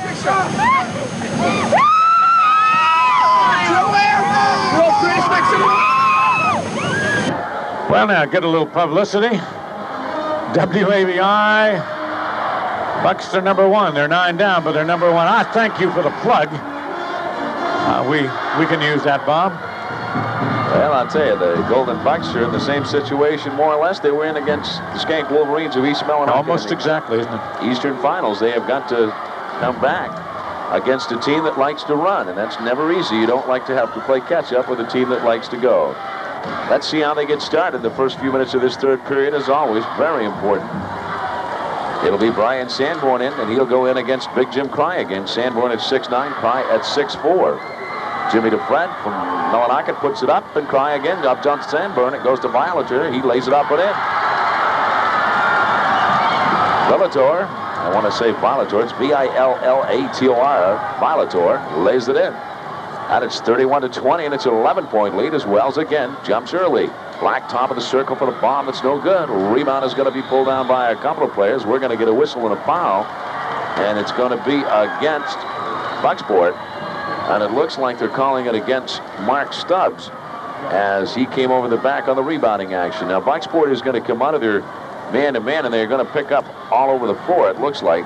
Not real heavy pressure, but they are there. An 11-point lead for the Wells Warriors, looking to make it a sweep tonight for Western Maine. Greeley beat Houghton by 2 in the girls' final earlier tonight, in case you missed it. We'll talk about that a little later. Out front with the ball now, Brown. Brown gets it along the right to Buckland. Buckland tries to dump it into Cry. They get it into him. Now it's Volunteers. Turnaround is good. Villator. I am having trouble with that. I apologize for that for the Villator fans that are out there. 33-20. Wells not having problems putting the ball in the hoop. We can tell you that. It's 33-20. They're up by 13 down low. Sanborn, there's 2. Boy, when they do that, it's almost automatic. And unfortunately for them and fortunately for Wells, they just have not been able to do it that much. All right, 33-22. Bucksport trying to hang on. They're down 11. Out front, there's Cry. Down low, all alone. Shot up and good by Heron. And a nice pass in there by Jim Cry. Well, Bucksport's been vulnerable on the baseline the whole game, and it's been showing up, and they were 2-on-1 underneath there, and it's going to get you in trouble. All right, there's a wide open shot from Baroff that's good, and if Bruce Baroff can hit for Bucksport, that'll open up some outside shooting they haven't been getting. 35-24, the Bucks back by 11 now. Along the left in the corner, that's Villator. Villator cross-court pass, up and good. And they're all alone underneath.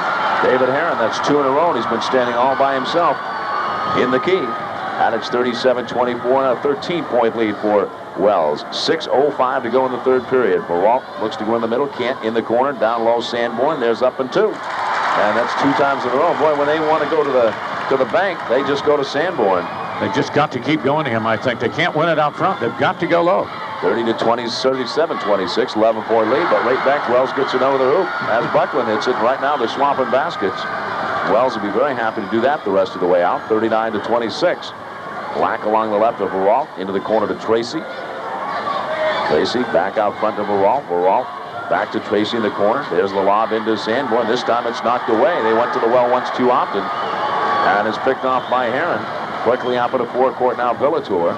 Villator tries to go baseline, gets it out front, wheeling through his Brown, dumping it off. Who else? He's all alone again, David Heron. They've been destroyed underneath. 3 consecutive times, and it's 41-26. Wells is out by 15 points, and we've got a timeout. We'll be back in 30 seconds.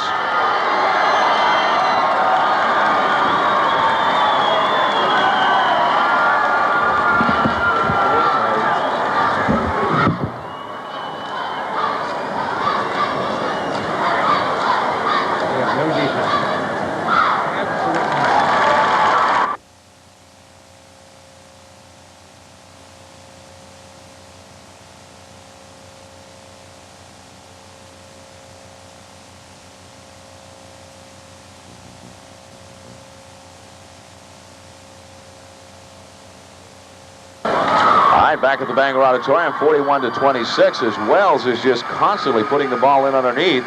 Number 25, David Heron, has been the recipient of it 3 consecutive times, and somebody is not helping out on the weak side because Heron is wide open over there, and 3 consecutive times in a row, the Wells Wires have found him standing there, and he has buried it for 6 points. And it's 41-26, and the Bucksport Golden Bucks are in a lot of trouble right now. 5:08 to go in the third period. A lot of time, but they're down 15. Again, they try to go to Sanborn. They do this time, and he lays it up and in. When they can get it to him, Ray Katsifikas knows that they're going to get 2 points. All right, now they steal the ball. Here they come again. Black up in the forecourt. Wheels, goes baseline, goes underneath. Hook, shot up, no good. Rebound fought for. Rebound away to Wells, and here they come on the fly. Now we're going to get a foul call against Tracy. Or check it against David Ogden on Bucksport. Again, Bucksport got the steal, but they didn't get the good shot. All right, they come down and they have the collision, and there it is. He reaches in, tries to grab the ball, puts the shoulder in. But there you see, Bucksport came down, and there was absolutely no way Black could make that shot. He was dead underneath the basket, and he's just not going to get the hoop that way. It won't happen. All right, in the corner with the basketball now, Heron, who's had 3 in a row. Let's see if they stop that play. It's worked for him 3 times in a row. Jim Fry with it. Top of the circle, Villators. It's no good. Rebound bounces deep. Wells is going to grab it. That's Buckland. Back out front to Brown, and they'll do it again. 4:24 to go in the third period. Wells sitting on top by 13. Villator drives the middle, stops, fires over. Ogden, it's good.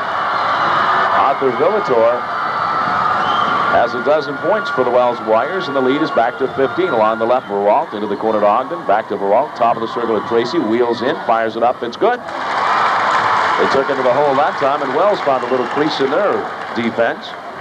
And it's 43-30. Again, Wells with a double-figure lead of 13. Up in the forecourt, Brown goes all the way to the baseline, dumps it down low. There's Heron up, no good. Rebound, whistle, and we're going to get a foul called against Mark Stubbs. As again, Heron got baseline. He did not get quite as open as he's been in the past, but he did get the baseline as Bucksport's unable to shut it off. Brown made a nice pass to get it in him. They got into Sanborn, and when Heron went up, Stubbs tried to go up straight with him, but the contact was made, and it was called against the defense, and it'll send David Heron, the 6'3" junior forward, average a little over 6.5 points a game, fires the ball up and no good.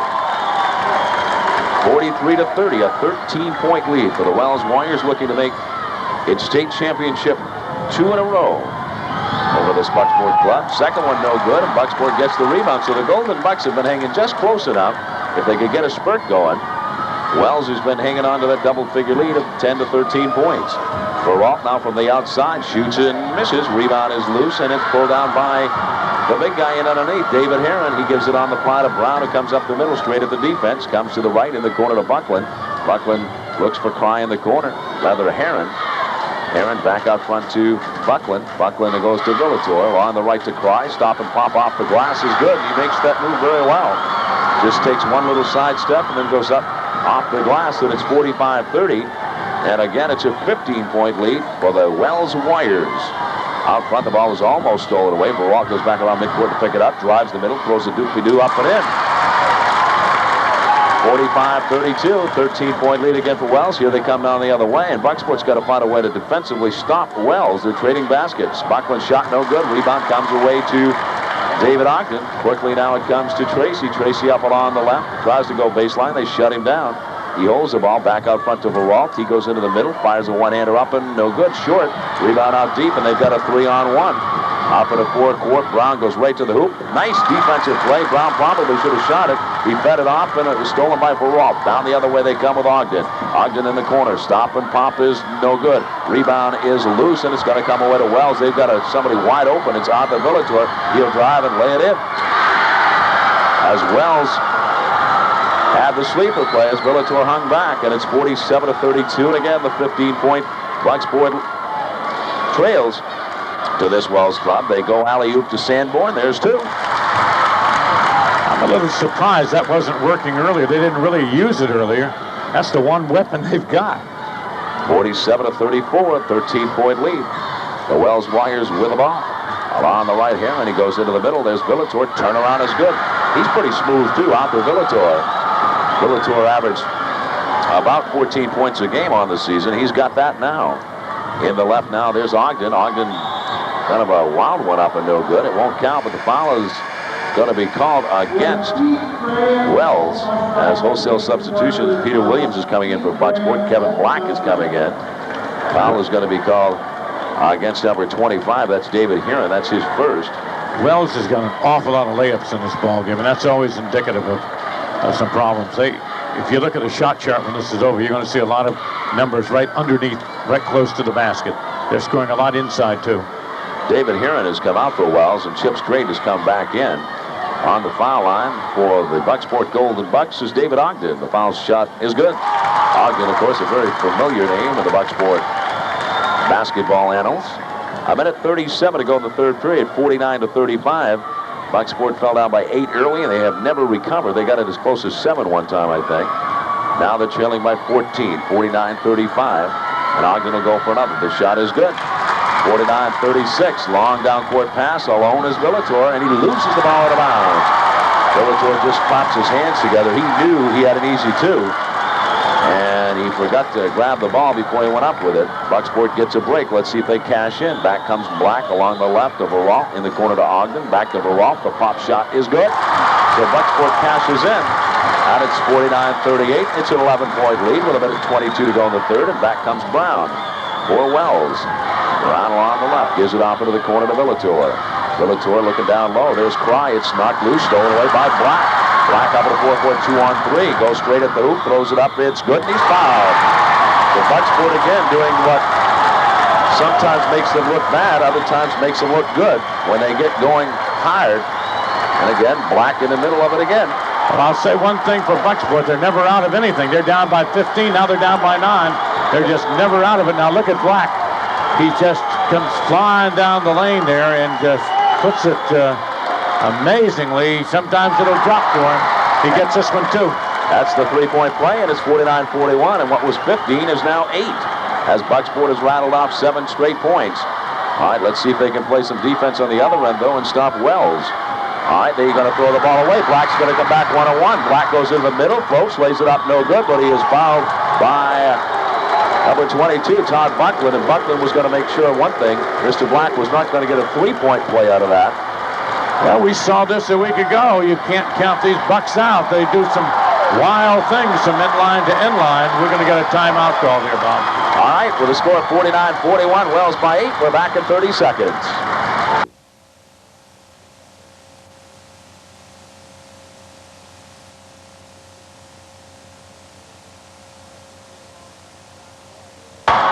You see the ball coming down court. It is Bucksport on the move. They love to get this game roaring their way. And Black goes in with his hair flying and gets underneath. And, of course, he's going to get nailed going up there. So let's see what happens. All right, Kevin Black, he was a big key in bringing them back against Skank. His foul shot is good. You know, he makes some mistakes out of control. We've said that, and I think the Bucksport fans know it.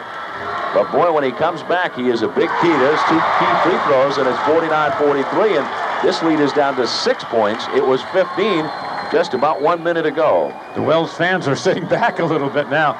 Well, you know, Skank had them by what, 14, Bob? Going into the fourth period, yep. And they did it there. They were 15 down, and they're in it. I tell you, I wouldn't put it past them. All right, 49-43. The lead is 6 with 47 seconds to go in the third period. Brown out front.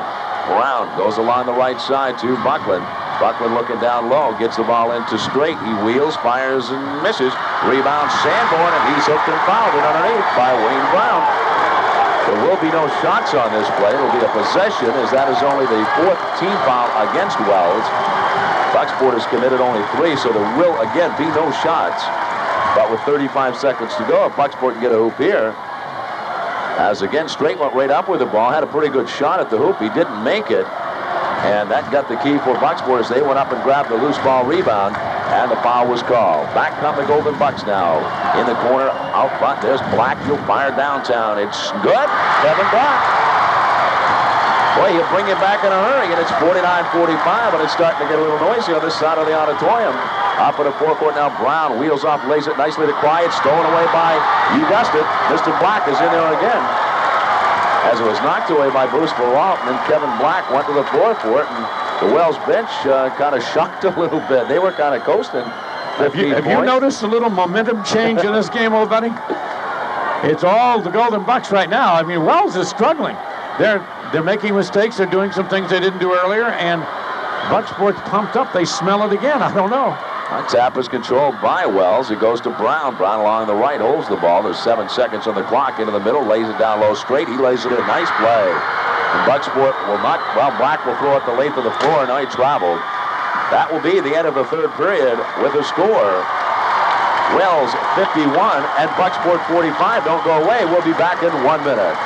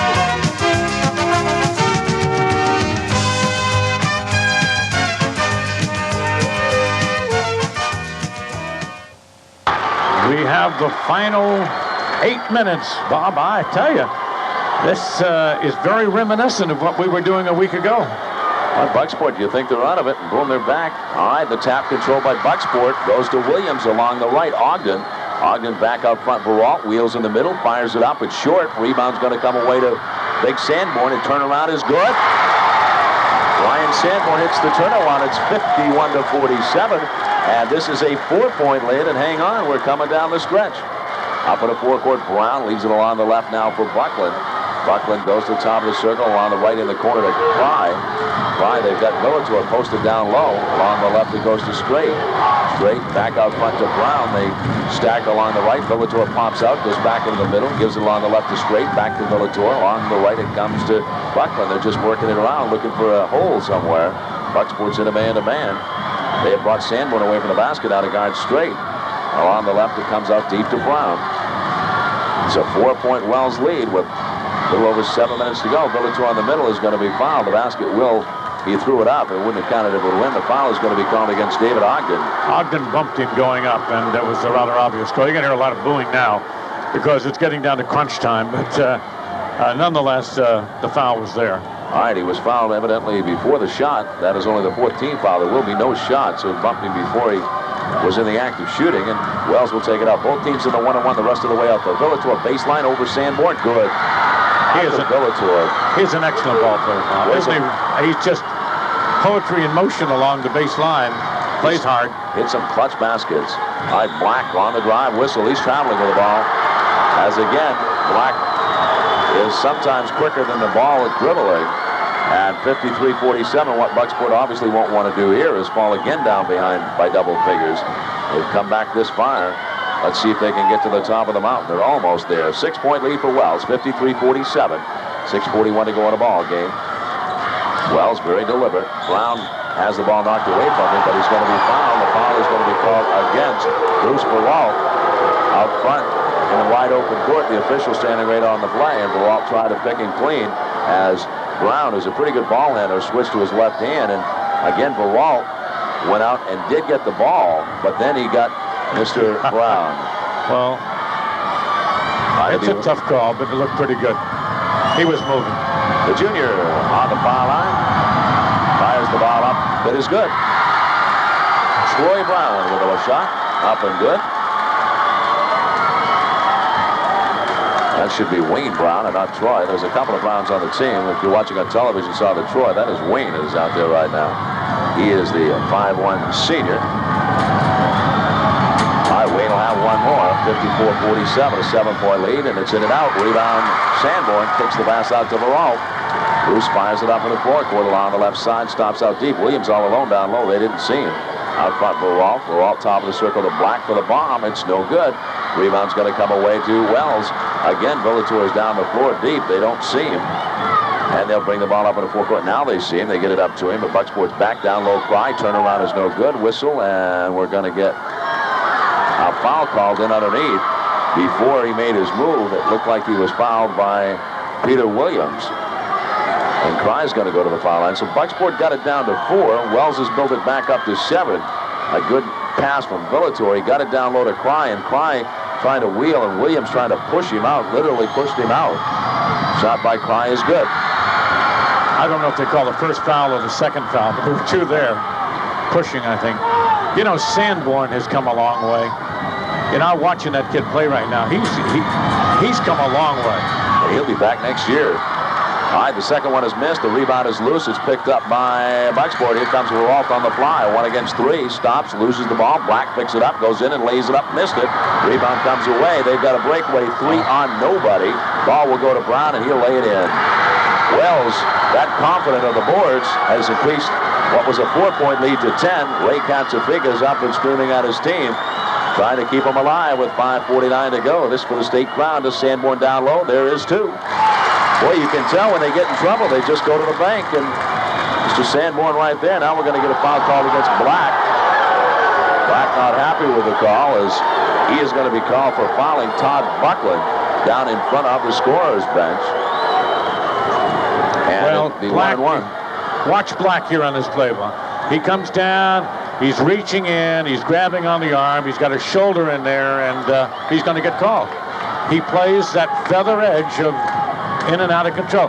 He's the kind of a player that can put you in it or get you out of it, one or the other. Depends on how it's going. Right way to say it, too. He does exactly that. On the foul line is going to be Todd Buckland, the 5'10" senior, fires the ball up and good. And Wells is doing one thing down the stretch. They're hitting their foul shots. And again, Bucksport had called back within 4. It is now 8, or rather 9. And make it, well, stays at 9, but the rebound is back up. No good by Straight. Rebound by Sanborn. Quick outlet pass to Perrault. 1 on 3. Perrault drives, stops, fires the ball. It's no good. He is walking with the ball. And with 5:32 to go, again, Bucksport turns it over. So perhaps the charge they had against the Wolverines of Skank is going to fall a little short here. 5:32 to go. Lots of time left. Wells is getting into their game, though, running. That's what they like to do. Brown brings the ball up in the forecourt. Perrault's right with him. Now Black comes out and gets him. Ball goes to the right to Buckland. He's wide open, and he cans the shot. They're chasing the ball, and Wells is going to have people open if they can hit the shot, and the lead again is 11. Here comes Black quickly out of the forecourt, goes to the right, head fakes, goes in the middle, throws it up wildly. It's good. Move. You throw enough of those up, a few are going to fall, but that's playground basketball that they're involved with, and there's nothing back here. When Wells comes down, they had a 3-0 break. They've been 3 on 2, 3 on 1. 60 to 51, 9-point lead, all alone. Villator blocked nicely, but Villator gets it back. It's knocked away again. Black picks it up. It's knocked away from him. It's loose on the floor. We got nothing, and we have got a Wells ball, I do believe, in front of the Wells bench. As the ball was loose about 4 times and kept getting knocked around like a pinball in a pinball machine. Finally, it went out of bounds. And Villator Might have got hit in the nose diving for the ball or something. He's all right. He's holding the side of his face, but just hard action. Diving here and there for loose balls. Out of bounds play comes into Brown. Bucksport down a 9, and they got 4:45 to go in a ball game. Wells looking for goal ball number 2 in a row. Fry out front, and Wells has gone into a deliberate offense. They're looking for Bucksport to make a mistake defensive. They're stacking right at the foul line and then running off it. Brown goes in against Sanborn, throws it up. It won't count. Charge. Foul is going to be called against Brown as big Brian Sanborn, the only man back. No other way they could call that one. That was a dead offensive foul. That was a textbook charge. He held his position, and in high school basketball this year, if you're charging, the shot doesn't count whether it goes or not. All right, now Bucksport to Williams. Goes in the middle, throws it up. It's no good. Rebound Sanborn. There is 2. 60-53, and the Golden Bucks perhaps making their last run at him. 4:16 to go. It's 7-point Wells lead. Again, Wells slowing it down. They're stacking at the foul line and trying to run off it and hoping they can get somebody back door. Sanborn is the only guy back there as they keep just a pinball wheel out front, stack off it and then break off it. Buckland along the right now to Straight. Skank tried to do this, and it cost him the ball game in all probability by slowing it down. Bucksport got back into it. Now let's see. We've got a foul out on Tracy, fouling Villator. And Villator's going to go to the foul line. He may not be the one you'd want to foul. He has been shooting very well here tonight, but Bucksport has to do something. 60-53, a 7-point lead. It's tough sometimes to ask the Greyhounds to stop running, but Wells impresses me as a team that can slow it down if they want to. Some teams can't. They're used to running, but this club looks like they're in pretty good control. Villator's foul shot is cleanly through. The 6'2 forward, a junior from Wells High School. 61-53, an 8-point lead. Bucksport fell down by 8 early, and they've really never recovered. Second one is up by Villator cleanly through, and that makes it 62-53. It's a 9-point lead with 3:50 to go in a ball game. Up at a four-court, Black wheels in, really forces this one no good. Rebound Sanborn. He could have laid it in, but crashing the boards with him was Tracy, and Tracy knocked it out of Sanborn's hands. But again, not a good shot at all for Bucksport. They're just throwing it up and hoping that it either goes in or they get the offensive board. We call those very religious shots. Throw it and pray. That's it. Up at the forecourt now, Cry double teamed out front. Wells very patient. They're not quacking. They are handling the ball well. Now it's loose. Underneath, there's Brown alone. He'll lay it up, no good. Rebound is going to be picked down by Straight, though. Sanborn blocks it. Foul is going to be called against. I don't know if Sanborn got him or Williams got him. They were both there. Well, I'm glad they blew the whistle because there was a tremendous amount of contact being made prior to that. And they finally, I guess they're going to call the big guy 5'4". Well, I don't know. He was up there. They may have called one before that on Williams. That's who they charge it to, Peter Williams. That may be academic now with 3:22 to go. And Wells by 9. Chip Straight's going to go to the foul line. The sophomore at 6'5". They got some players coming back, this Wells team. Shot is no good. Aaron will be back, and Villator, along with Straight, who's on the foul line right now. 9-point Wells lead. Second shot is up. This one is good, so make it 10. 63-53. Stubbs is going to check back in for Bucksport. The Golden Bucks with 3:18 to go. Let's see if they try to get the ball to Sanborn. No, Peralt throws it up in the middle. No good. Rebound, Williams up and good. That time they got the hoop on the percentage shot on the rebound, and it's 63-55. They don't quit. No, Black is trying to steal the ball again.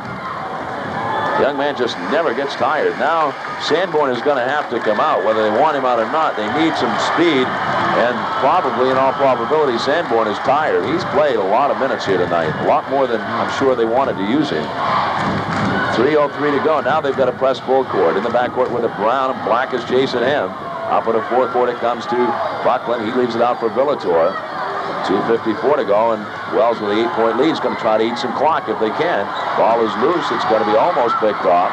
Bucksport chasing everybody all over the floor. And Wells content to just try to eat some clock. 2:40, they're playing at four corner. Out front, Villator. Bucksport all over him. Villator dumps it off now for Buckland. Buckland into the middle. Cross court, all alone is Heron. Heron down low, stolen away by Bucksport. Going to be stolen away by Tracy.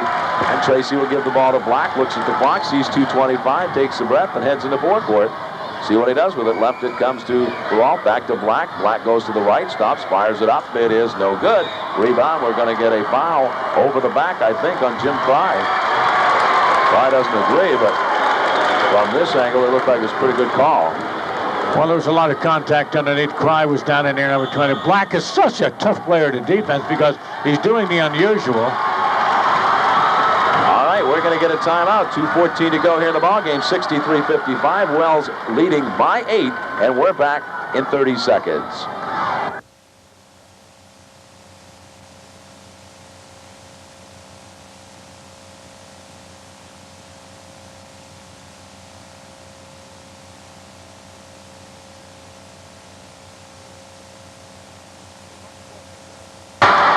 Bucksport has been a team that will not quit. They are not quitting now, but you start battling the clock. Young coach Katsiafikas could be the coach of the year this year in Eastern Maine, Bob. I'm not voting and I'm not campaigning, but you got to look at the position he came into and the way things started and all of the problems, and he gets him into an Eastern Maine championship. If he doesn't make it, he's certainly a heck of a candidate, I think.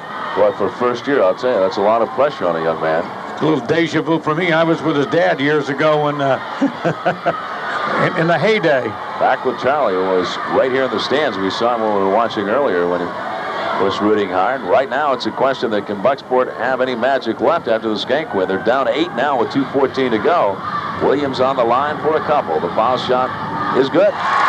Well, let's say this about Wells. They have been in the lead. Bucksport's thrown everything for the kitchen sink at them, and they're still looking at the lead, so that they're not melting. Well, Wells is a classy outfit. All right, one more shot for Williams is up, but is good. 63-57. It's a 6-point lead, and you can bet the pressure will come now as up in the forecourt comes Brown. Bucksport chasing the ball. Brown dumps it right to Heron, and again, Wells not looking really to shoot. They're looking to hang on to the lead and eat the clock. 2 minutes exactly to go in a ball game. Villator out front. Villator holding the ball, holding it. Right it comes to Heron. Heron back to Villator. Villator cross court. Now it comes to Brown. 1:50 to go in the ball game. 6-point Wells lead. Black stabs at it but can't pick it off. Along the right it comes to Buckland. He goes baseline, doesn't shoot. Kicks it back out front to Cry. Along the right to Heron.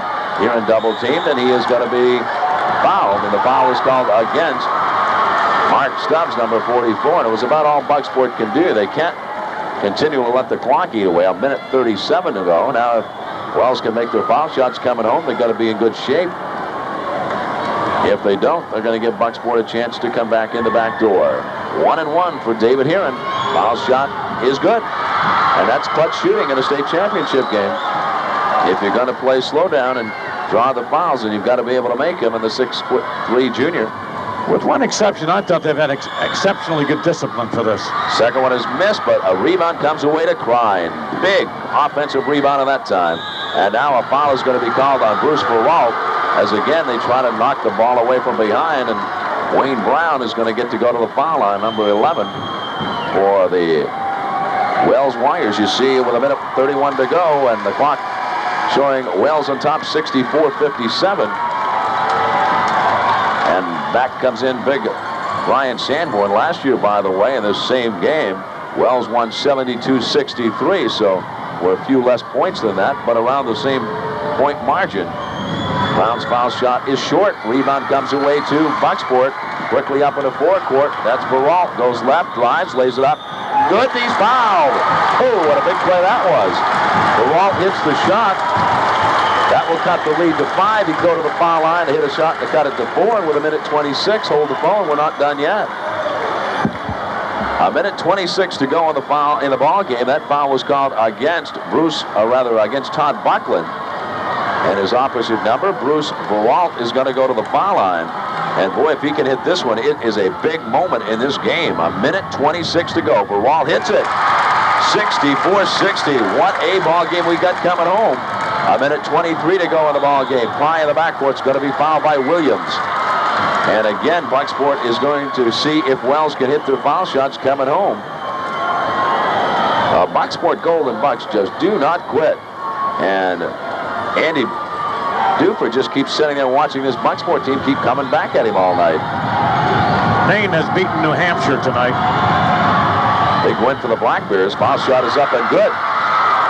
They have to go down to New Hampshire and try to make it 3 in a row next Monday. I'll be there to do that one on radio. Jim Cry hits the foul shot, 65-60. That was a big foul shot. Now it's back to 5. Cry will go again. It's good. It's back to 6, 66-60. And it's a 6-point lead. Up at the forecourt, Black quickly on the fly. Black has it knocked away from him. He picks it back up, and he is calling timeout. And Black is really giving the official what for. He thinks he was fouled on it. But Black calls the timeout, and it's going to be a timeout is what it's going to be. With 1:14 to go, 66-60. Guess we're going to hold it right here. Black, as you'll see, got the ball, and chasing him in was Buckland. And Black just kept ripping the ball away, and he thought he was being held. He turns, and he thought he had a timeout there. Nothing. The official just waiting for him to do something, so Buckland grabs the ball again. And Black not too happy with that particular situation. 1:14 to go in a ball game. Ray Katsiafikis talking to his Bucksport Golden Bucks, who have fought their way back all night. Andy Dufort, the coach of the Wells Warriors, has saw his club jump by 8, hang on to that lead most of the way, increase it to 15. And then all of a sudden, Bucksport's kept coming back, and it's down to 5. I'll update you on the Maine score. Maine beat New Hampshire in a big one tonight in the North Atlantic Conference, 82-70. Jeff Cross is 28 in his final home performance, makes him the 6th all-time leading scorer at the University of Maine. And again, the final, Maine 82-70 for New Hampshire. The Maine women win also, and so do the Husson women. I think what happened there is we got a technical foul because Bucksport went over the limit. I think that was the 3rd timeout that Black called. And you're only allowed 2.5. It is a bench foul, and Bellator misses the technical, the first part of it. But it was a big part in the game because Bucksport had the ball. Now they've lost the ball. Bellator will go for one more. The foul shot is up. It is good. Cleanly through. 67-60. And I'm sure that's what it was because the minute Black called timeout, Ray Katsiafikis looked at him and he knew that he'd already used his allotment. It was not the place for the timeout. Bucksport loses the ball, a point. And now they've got to chase it down again. Ball comes into Brown. A 7-point lead for Wells with 1:10 to go. We got a foul called against Bucksport. It's going to be against Bruce Verwalt. And they're going to put Wayne Brown on the foul line. Bucksport had the ball. They got into forecourt. Black had it. Looked at the clock, wanted to set some strategy, and just forgot they'd already used their 2 timeouts. Wayne Brown on the foul line, the 5'1" senior guard. Takes plenty of time, fires the ball up. It's no good. Rebound chased down by Verwalt. Into the forecourt he comes with 1:07. Verwalt to the middle, stops, pops. It is no good. Rebound Tracy in underneath. Then a traffic jam, lays it up and in. 67-62, and it's a 5-point lead with 55 seconds to go in a ball game.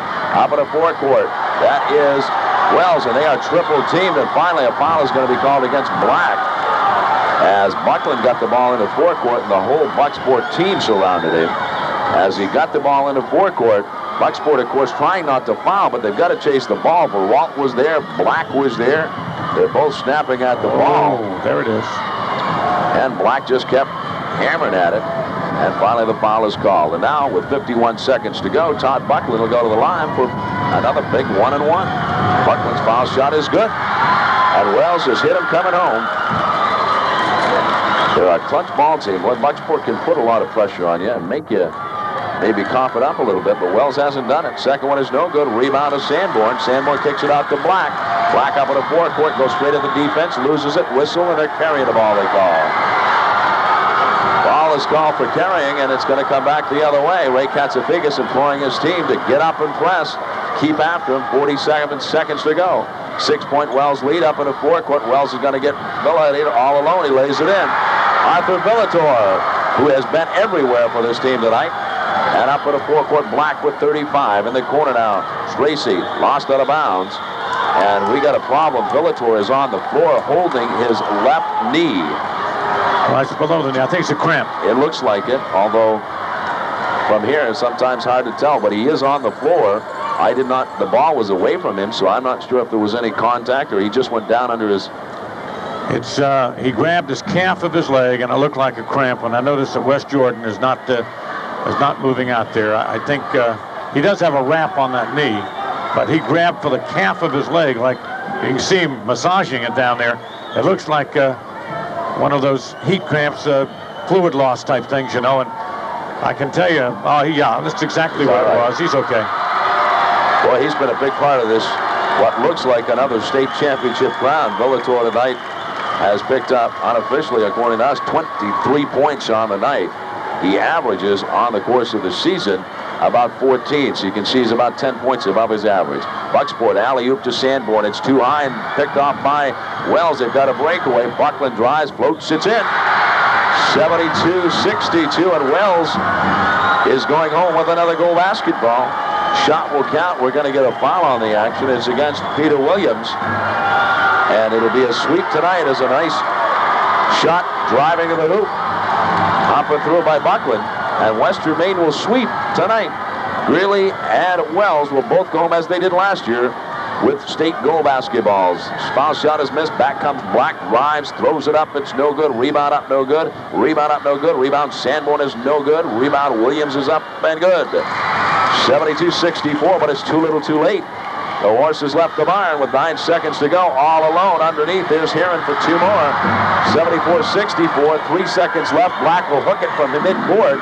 It's still good. That's the ball game, and Wells has beaten Bucksport 74-64 for state championship number 2, and they now have made it 2 in a row. All right, Bob, thank you very much. That was a fun game indeed. Wells 74, Bucksport 64. I guess fun game is the way you can describe it, because it looked like Wells was going to win it all the way along. Bucksport just came at him and came at him and came at him, but Wells maintained their poise in the clutch. We'll return to the auditorium in just 60 seconds.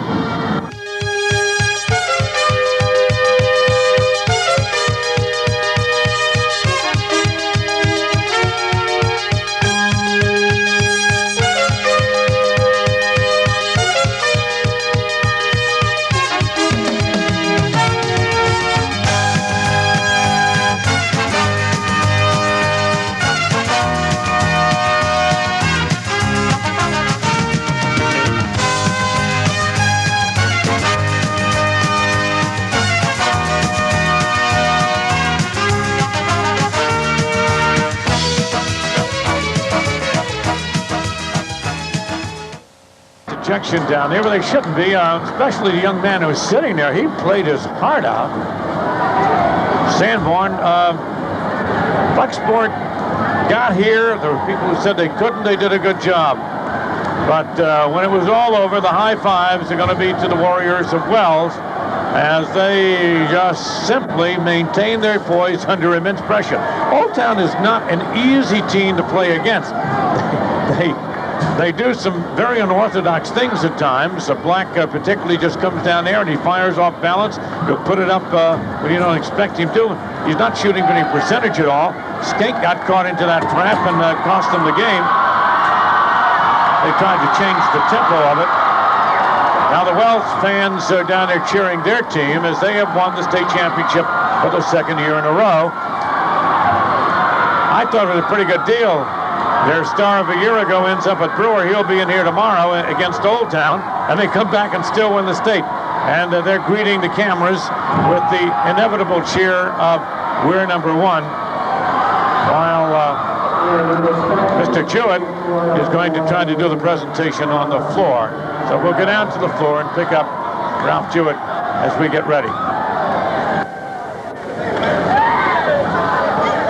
Well, I guess not quite. Another victory for Wells High School. These things go in cycles frequently in the high school ranks, and this has been their cycle. They've been on an upswing. Bucksport kids are down, but they're really, when they reflect upon their year, they're not going to be very unhappy. They've had a heck of a year. The first 4 teams in Class B were knocked off in the tournament, and they came out of the second half of the pack and came on to win it.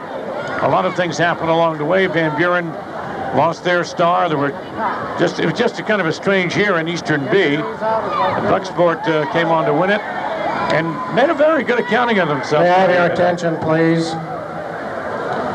Certainly was a very fine basketball game.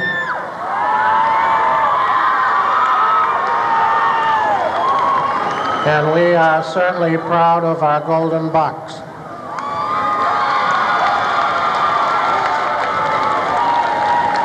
Coach Katsafikas, would you please come out and present your awards?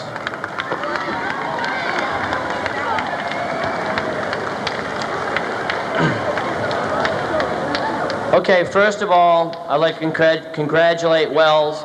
They're a very fine team.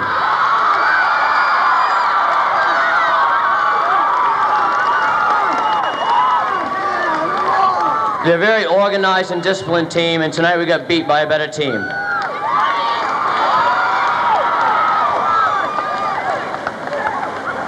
I'd like to start out by saying how proud I am of our team. We've got a bunch of tough kids that didn't give up.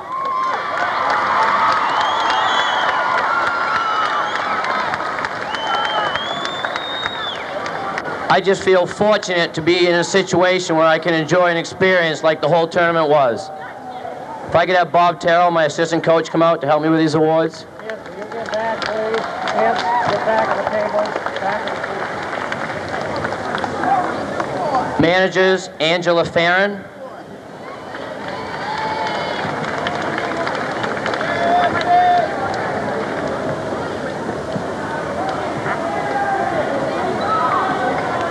Ben Silvernail.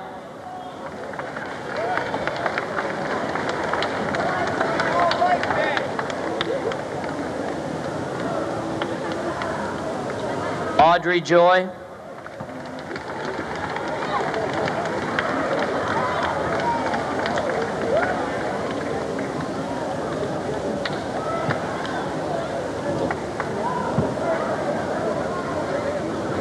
Peter Clements.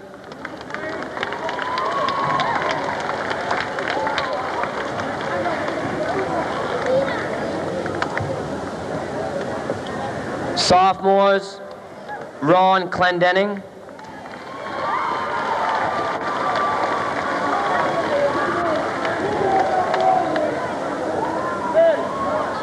Jay Herr.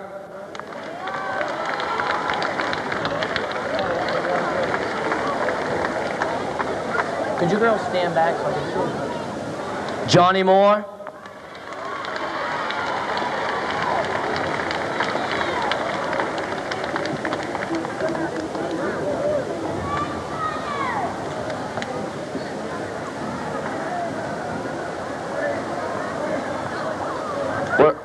What other sophomores are there? Don't want to miss anybody. Mark Stubbs.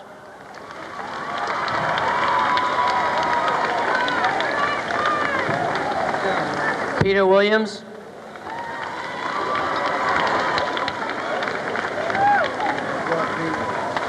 Juniors, Chris Barry.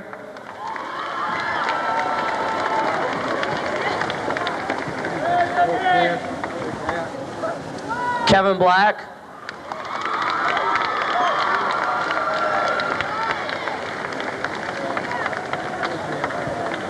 Brian Sanborn.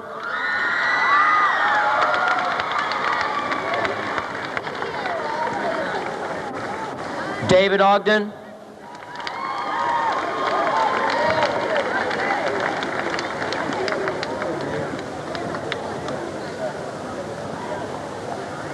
Now, I'll be looking forward to having all those people back next year.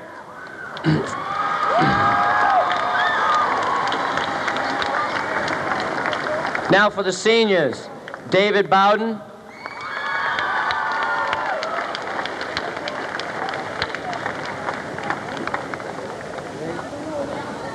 Steve Lord.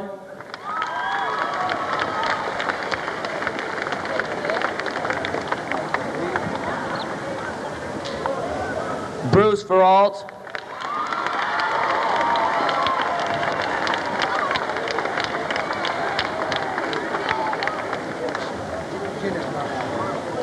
And Richard Tracy. Is that everyone?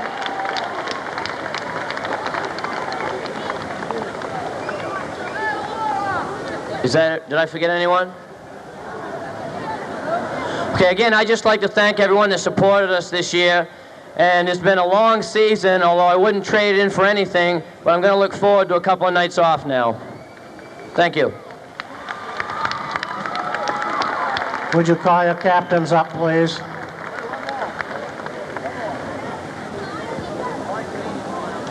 Bucksport had a great year in football, so this is a little more icing on the cake for a fine academic and athletic year at the Bucksport High School.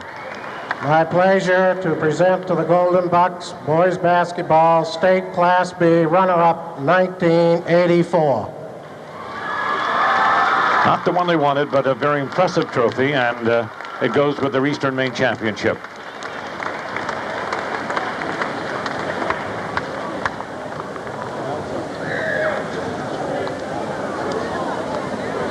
Okay, Coach Dufort, would you please come up and make your award? Now the Western Maine champions get their awards. 2 Western Maine titles tonight, one for Greeley and now one for Wells. First, congratulate Bucksport. They have a fine ball club, and they have a lot of young, talented athletes that's really going to make their known before they're out of school. Congratulations.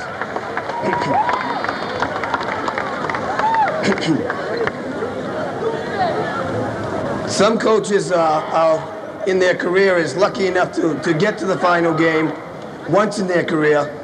I tell you, I've been lucky 2 years in a row, and these guys are as fine athletes and young men as I know.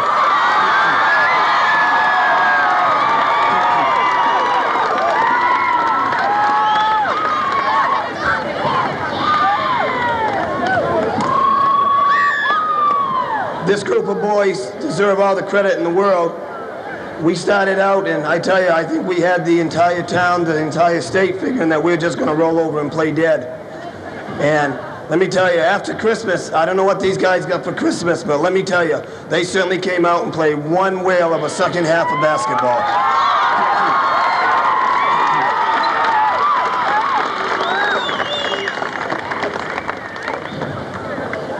I don't think I'll ever forget this season as long as I live.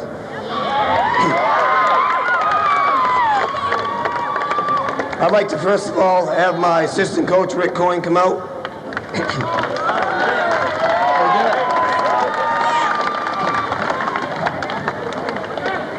3 managers who's done a good job for us this year and deserve a lot of credit.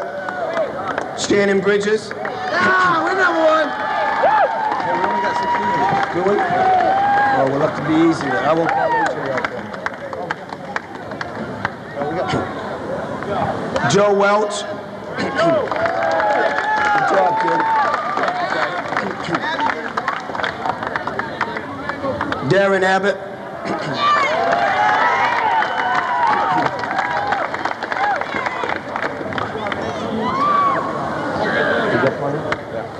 Also, I'd like to call out my son that helps the team out. He goes to most of the practices. He's our mascot, AJ.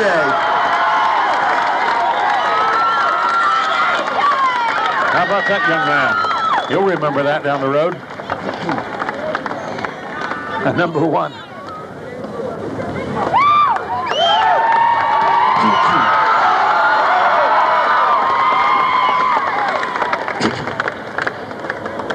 The boys on the bench deserve a lot of credit. They are a part of this team as much, if not more, than the people who come out and play. Sophomore, soon to be reckoned with, Chip Straight. Good job, good kid. Good job. Juniors, Jason Brown.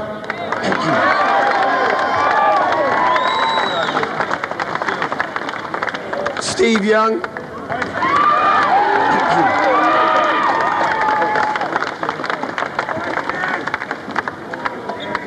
Darren Stooks. Good job, kid. Ricky Vancourt.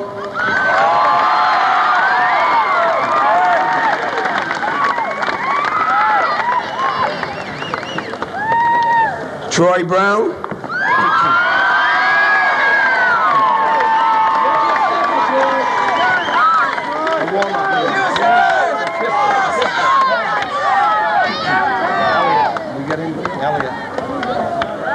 senior Dan Elliott.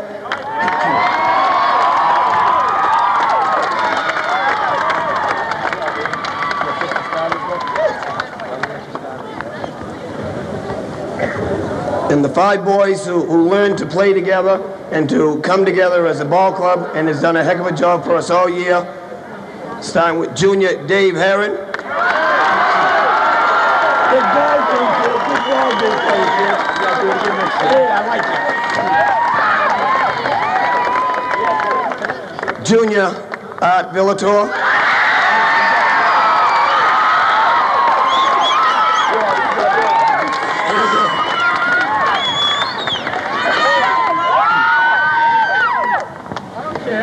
And just like last year, I get to say goodbye to 3 seniors again, and they're, again, just like the 3 that I lost last year, they leave a warm spot in my heart for them. Let's go. The man who came through for us tonight, as far as I'm concerned, the man that in the Western Maine Championship, I said he didn't have any offense, he came out and made me a liar, and I'm proud of him, Todd Buckland. I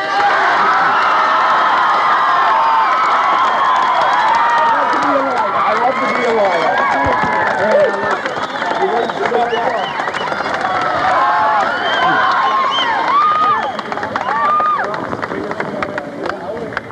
The boy who came on for us and on for us all year long, and in the tournament he just got better and better and better. And boy, I wish I had him again next year because I think he'd really go. He's eager here, Wayne Brown.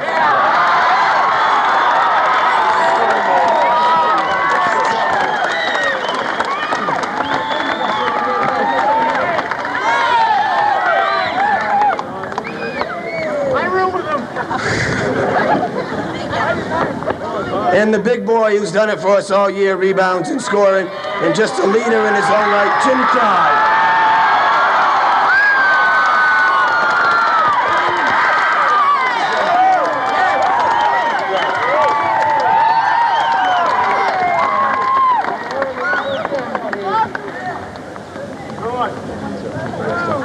Also, I'd like to take a moment to thank the cheerleaders who's done a great job for us all year long.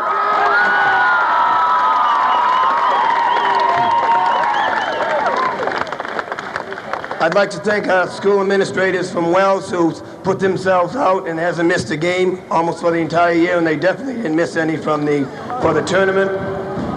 I'd like to thank Marty Ryan, our AD, for the 1-2-2 and other things that he's put in for us.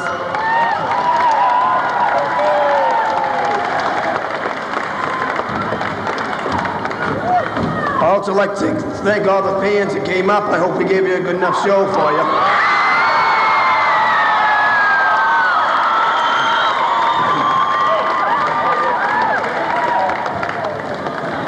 We also appreciate the band coming up and really lending support for us.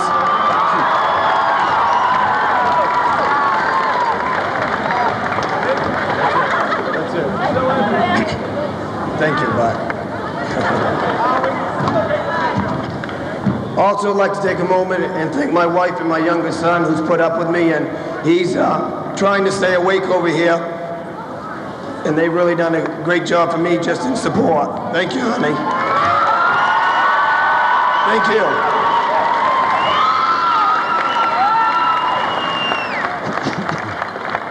On behalf of the Maine State Principals Association, it's my pleasure to present to Wells High School boys basketball Class B 1984 state champion. Well, they have their championship gold basketball now. There it is, being hoisted to the rafters. Real good pickup on that. There it says, boys state Class B. Can't ask for more than that. It's something they are getting used to at Wells by the Sea. And the presentations are now being completed, and I don't think that Coach Dufort wanted to stop talking. He just went into laryngitis at the end of it, something we'll all have tomorrow at the end of the 7 games that we have coming up here tomorrow. And so that wraps up the festivities down on the floor. The auditorium crew will have to do a lot of confetti cleaning up before we get into the activity here tomorrow. Now, we do have some stats that we'd like to look at. For Bucksport, Sanborn ended up with 19. Black with 13, Perot 11, Tracy 6, Williams for 6, Ogden for 5, and Stubbs for 4. They had 25 baskets. They were outscored on the field 30-25 or 10 points. Villator had 23, Buckland 18, Heron had 11, Fry 10. I still like him. He's a fine player. Brown for 5, Vancourt for 4, and Straight for 3. They had an equal number of foul shots. Each team scored 14. The difference in the 10-point victory was the 5 baskets. Particularly Buckland just had a great game. He had 7 hoops, and Villator hit 9 hoops on the field. But I would like to say in Bucksport's team, if you look at the Sanborn performance today, he got 19 points, had 9 baskets and a field and a foul throw. So he looked awfully good, I thought, for a kid that's going to be back another year. Now.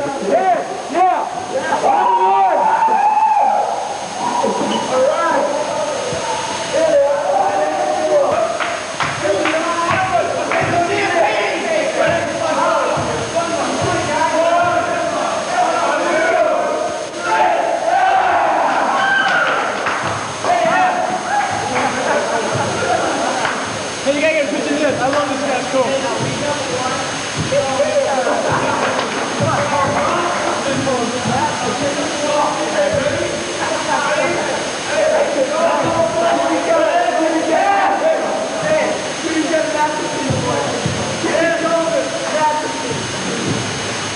Brown, do it again.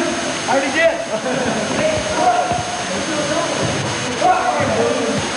Oh, we can pour champagne over his head right now. Yeah. Chip. Great game. You really came in and you shut down the big guy on defense. You did a hell of a job. Thanks. How does it feel? You got 2 more years to go with them. Yeah, I do. 2 more championships or what? Yep, 2 more. Why not, right? Fantastic job, Chip. You got to be pretty tickled. I know your mom was pretty nervous up there in the middle of halftime.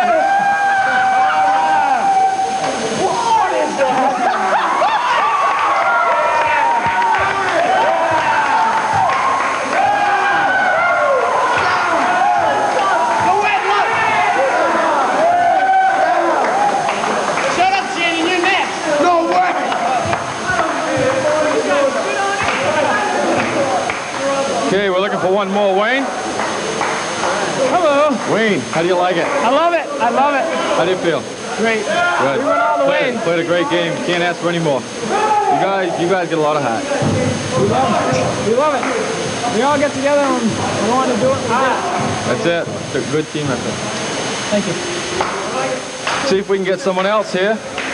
Oh, yeah, I got somebody. Villator, you didn't spill the tonic, did you? Honey, this will come clean, I swear. If it doesn't, Troy Brown, hey, super job. You took charge out there tonight. This sweet or what? It's good. It's the best thing I've ever had in my life.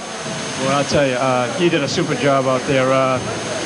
Bucksport, not the toughest job, toughest team you faced, but boy, they came back tough in the 3rd quarter, but you guys hung tough with all the fans, big support by your fans out there, come a long way. Our fans are great. I mean, without them, we'd be nothing. Basketball is 50% fans, 50% effort, and they gave 110. And so did you guys. You guys deserve a lot of credit. Big victory, and we got a little bit of a party to go to, I think. You can't believe it. Okay. Good way to go, man. Who we got there, Ron? Okay, we got Todd Buckland. Todd, you played probably the best game you've played all year. Excellent.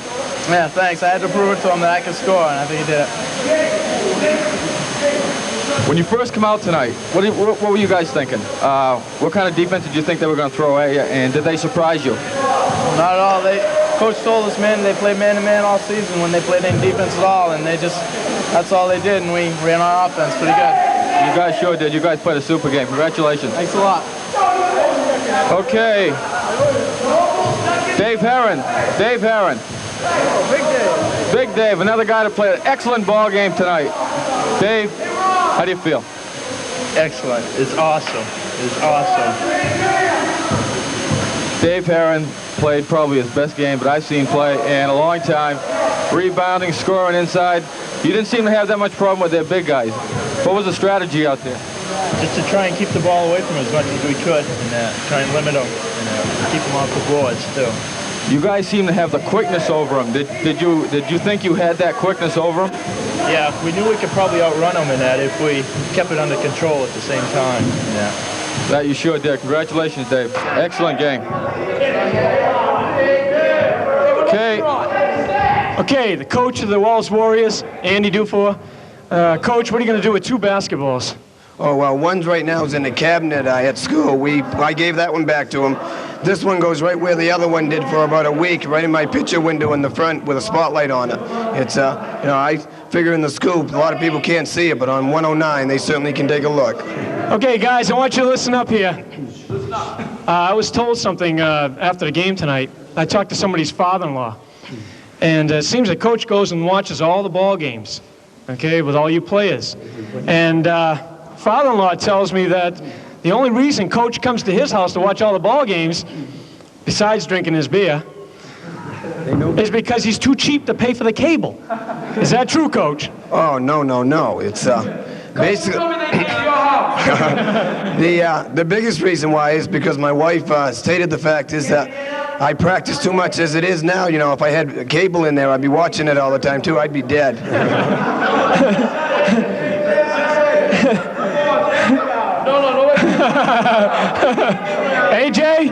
AJ's in style.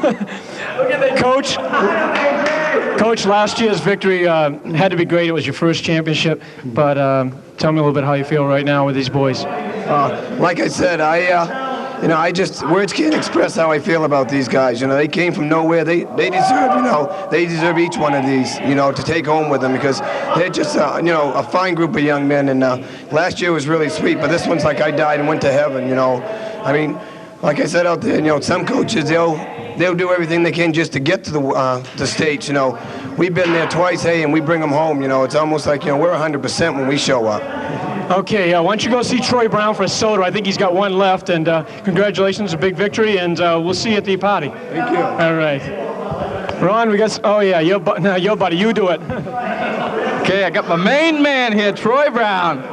Troy, he didn't get in the game tonight. No, Troy, you kept him loose. You're not kidding, Bob. What did you think when you were getting awful close? But were you nervous? Yeah, damn nervous. But I had confidence in the team, confidence in Arthur, Jimmy, and Dave to pull it out, and Wayne to dish off the old assists. They did. They played a super game. A lot of heart. Buck came through for us tonight, I think. I think if you had to give out an MVP, it was Todd Buckland. Solid defense, solid offense all around. He did. He played an excellent ball game. Yep, he was a man. Congratulations. He was the main man. Congratulations. Thanks a lot, man. Rick Vancourt. Rick, as you can see, Rick by his feet here, Rick's ready to go to the beach. A little cold out there for the beach, but you're going to feel pretty warm inside, Rick. Yeah, Wayne Brown played one hell of a game. He's awesome. He's just the ultimate. He came on and he just did excellent. And Jim Cry inside, I'll tell you.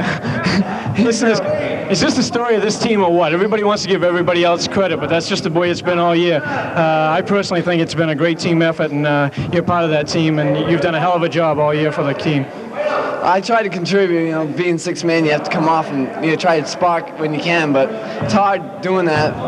The five we got are just great. They play every minute, every time.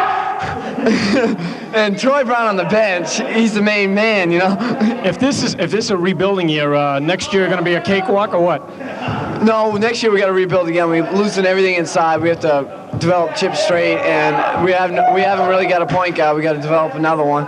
And I think Coach will have his work cut out for him. Yeah, but if he's got a nucleus of some good ball players coming back, so I'm sure that he's got to feel pretty good. So, way to go. And like I said, we'll see you at the party. No problem. Oh, yes. The little guy, Jim Cry. Hey, Jimmy, congratulations. Thank you. It's got to feel good. You told me earlier this year when you guys came back against Noble, I think it was either Noble or the Kennebunk game, you told me that last year was sweet, but this year was even sweeter. Definitely. No one expected us to go this far. No one expected us to make the tournament, and we showed them we could play basketball. Early in the game, the first couple of taps, in the first quarter and second quarter, I didn't see Jim Cry's normal tap. Did you try to out-jump him or what? I was trying to get the ball before it got out of the guy's hand, and I was just mistiming it, because I didn't think I could, he's 6'9", and I didn't think I could out-jump him. But then in the third and fourth quarter, I just started waiting just that little bit longer, and I got it just as it was not quite at his peak, and I got it just before he got it. It looked like this team is known as a run and gun team, but it looked like towards the end of the ballgame, I remember one time you had a 3-on-0 break, okay, and it looked like you just simply wore them guys down. I think, you know, we can break if we want, but we didn't really have to this year. Last year we were a really good breaking team. This year we had to work on our break. Tell me, how did it feel when you came back when it's, what, cut it down to 4 points? Cut it down to 4, I think. I knew if we could get it back up to about 8 or 9, I knew we could have it then. So I knew if we worked for it, we could have it. Yeah, I think you got caught up in their tempo a little bit is all. We started to run and gun, and we took some shots that we shouldn't have, but, you know. Hey, you won, right? Congratulations, Jimmy. Way to go, buddy. Okay, I think we got just about everybody. Ron? Yeah, we got a pretty happy locker room here. Boy, super. I can't be any happier for these kids. They've put out all year. You can't ask for anything more from them. They've done their job. They've completed the complete circle now. Yeah, that's truly a team effort. That we mentioned during the year that they didn't appear to be the team with the most talent, okay, but God-given talent, but they played with more heart and more desire than any team that we saw this year, and they simply were the class of the league. No doubt about it. They proved tonight that what hard work can do. Like you said, not the best talented team. There were the teams out here that had probably more talent than them, but nobody worked harder than Wells Warriors. No other team had the heart. You know, no other team busted their butts like these guys. These guys are fantastic. They've done it all. Okay, we're really proud to be part of this season, and right now we're all going to get cleaned up, me especially, and then we're going to head down to another celebration, so stay tuned and stay with us. As you see here, we got a duck. Coach Dufort has found out that his players are more than basketball players, that they're a bunch of good guys. They got the coach wet. I guess they certainly did. They convinced me that I should go in and take a swim. So with a little persuasion, that's where I went. By the looks of it, it looked like you didn't have any choice. They were very convincing. Hopefully you didn't have your wallet with you. Yeah, I did. Oh, well. He's showing us his wallet. Not bad, though, not bad. Only the outside's wet. Doesn't matter, does it, really? Not really. Not a whole lot. Okay. We are now at the party, officially at the party, and we have a few members of the team here. From left to right, want to introduce yourselves? Darren Abbott. That's Darren Abbott. Yeah, you want to speak up? Yeah. Troy Brown, the main man. Yeah, of course. He's here he's always here. Shandy Bridges, #1, baby. Rub it. Dan Elliott. Dan Elliott, senior. Me too. I'm a junior. I'm a senior. Darren Stokes. Dave Herron. Junior. David. Jim Cry, right here. Senior, baby. Jim Straight, right here. Joe Welch. Big time. Troy Brown. Thank you. Dog. How you doing, Bob? Hey, Dr. Dope. How do you feel about the win? How about a little jump up and tap here? Show me your stuff. Show me a fun bunch. I want one fun bunch. Ed, one fun bunch. 2, 3. And so much for Jeez, I almost didn't live through that fun. so much for the fun bunch, huh? Hi, Mom. Hi, Dad. Okay, here they are, the 1984 Class B state champs, the Wells Warriors, coming home to a big reception. As you'll soon see, a big caravan of cars, fire trucks, buses. The whole town of Wells is here to receive them, and I'm sure you're going to be very impressed. You can probably hear the horns on the cars starting now. Very shortly, the fire trucks will be blaring their fire engines, their sirens. Here they come. I'm sure you can see them. They're a happy bunch of ball players, fans, everything's here, just waiting to receive them. We're getting there. Holding up that #1, very deservingly. You can see the ball players hanging out the window right now. Oh, no, my hair. I'm in there. Go ahead. #1, they surely are.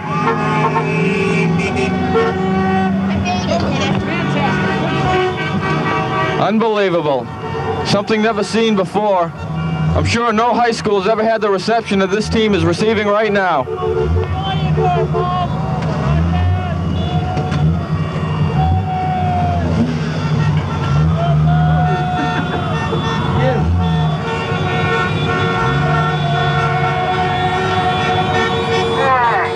As you can see, this is truly amazing.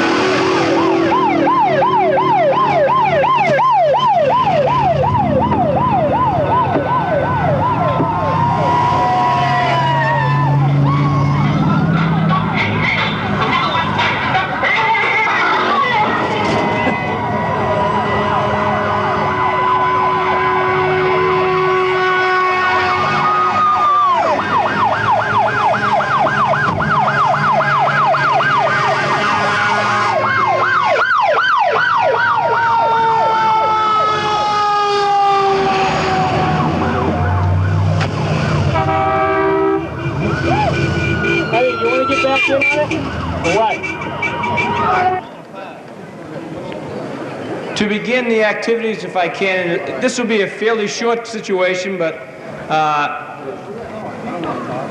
I should begin by saying that, first of all, Mr. Stasio would be very upset with me if I didn't offer his apologies. He cannot be here today because he's at a conference in Boston, has been there since Wednesday, but he did fly in last night from Boston to Bangor so he could be with the team and see the game, and he wanted me to make sure that everyone knew that he was, at least if he wasn't here physically, he certainly was here spiritually with the kids and the fans celebrating today's championship team.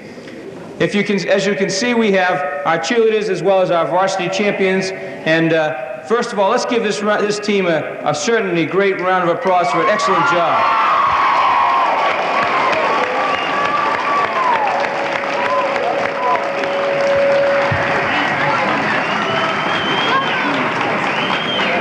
I know that everyone, including the coaches and the players, is certainly appreciative of all the outstanding fan support and the tremendous parades that we've had the last couple days, and it's just befitting this town and these players that you would honor them the way you have. They certainly are appreciative of that. And from the athletic director's point of view, you fans are just outstanding. It was such a great feeling to see so many fans from Wells and Bangor last night making that long trip, and we certainly want to thank you for that a great deal. We'll begin, first of all, Mr. Richard Young, the president of the Athletic Boosters, will just say a couple words for you. Mr. Young. Go up on stage if you want. Thank you for coming and stuff. You're all set. Well, I'd like to thank everybody for showing up here today, and I didn't expect anything different.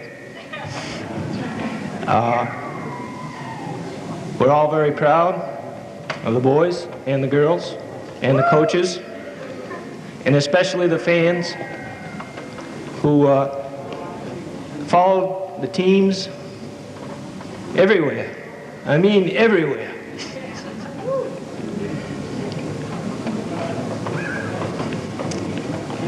I got a big lump in my throat. I don't know how many more of you do, but I got one.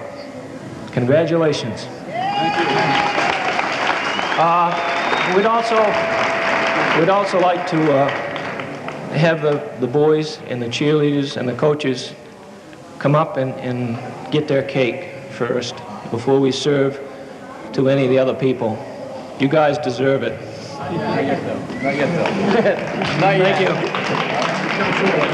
Okay, you know, as I told my son, 9-year-old or 8-year-old, you know, about the fact that how lucky he was to first of all miss school yesterday, which he thought was tremendous, but to be involved with a situation of a championship. And I told him about how many coaches for years and years and years and schools for years and years never even get to even participate in a championship game. We certainly are very fortunate here in Wells to be state champions for 2 years in a row, a feat that's very rare.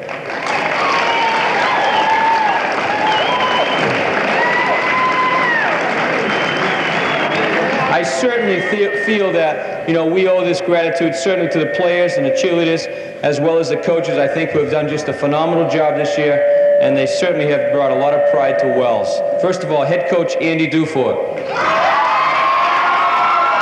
I like that.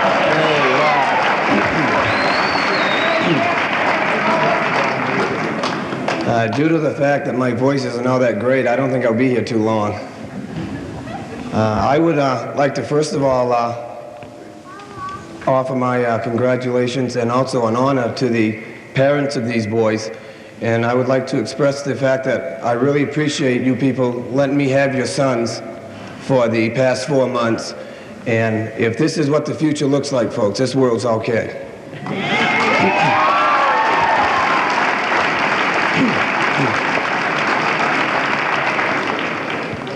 I also would like to congratulate the players and the cheerleaders for their behavior, not only before the game, during the game, but also after the game.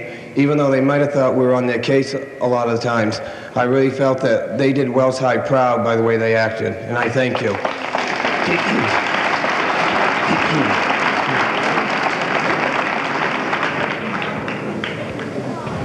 As it has already been mentioned, the fan support has just been super. You know, I really can't say enough. I think no matter where we go or how far we have to go, the opposition's in trouble because it's never an away game for us. It's always a home court for us, and we appreciate that.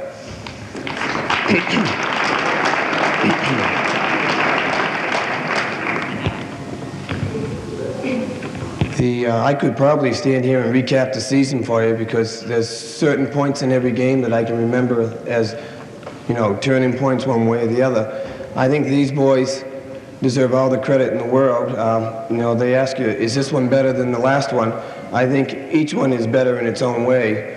And in this case, I think it's better simply because everyone figured that there's no way we was going to do it. And not only that, but these boys got together as a group.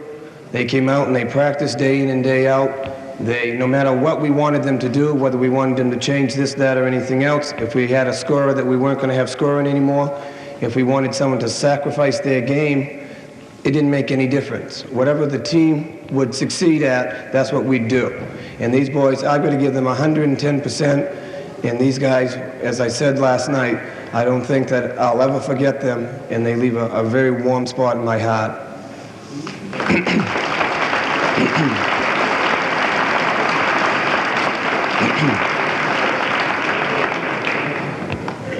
And since I'm sure a lot of these players are dying to tell you all sorts of intricate, you know, intriguing secrets of their performances, I won't become long-winded. And the first one I'd like to have is the boy that's been with me for 3 years. He's helped us for 2 of these, and he's quite a man, Jim Cry.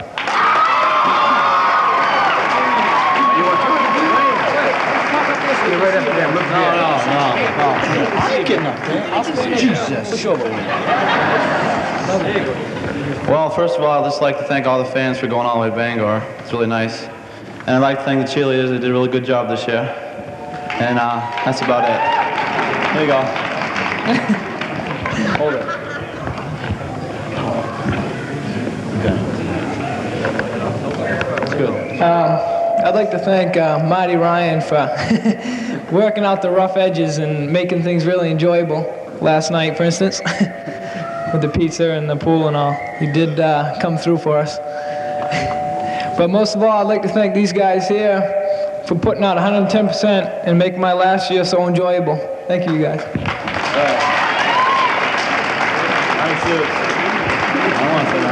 You done? There you go. Now we have, those are the two captains, and we have one underclassman who wanted to speak, and if anyone else after him wants to, we'll be more than willing to let him talk. This guy said, with no problem whatsoever, Coach, I'd be happy to talk all day if you want. Troy Brown.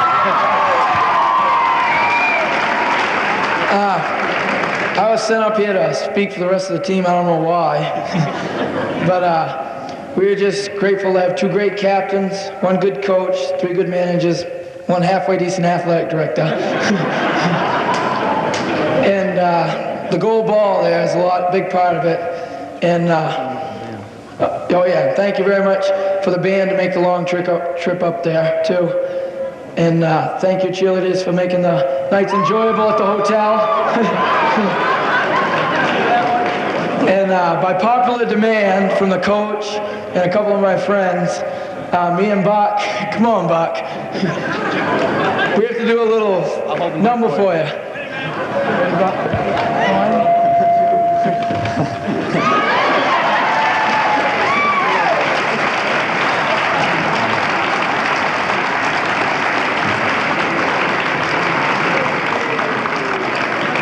We're going to have a few words also from our assistant coach, Rick Coyne.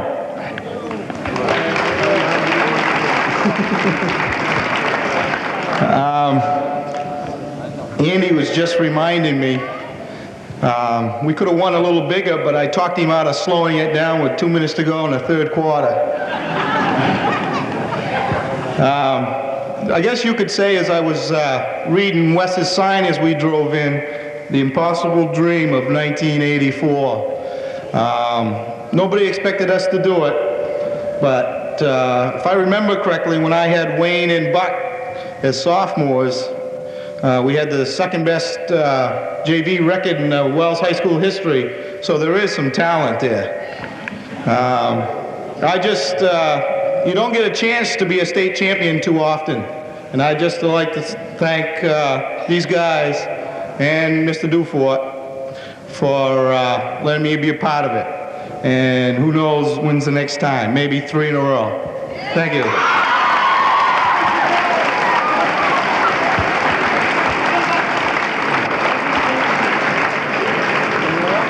Just in closing, that, you know, if we do this a few more times, we're going to get pretty good at having these receptions and getting the plans organized for this state championship setup. So hopefully there'll be many more.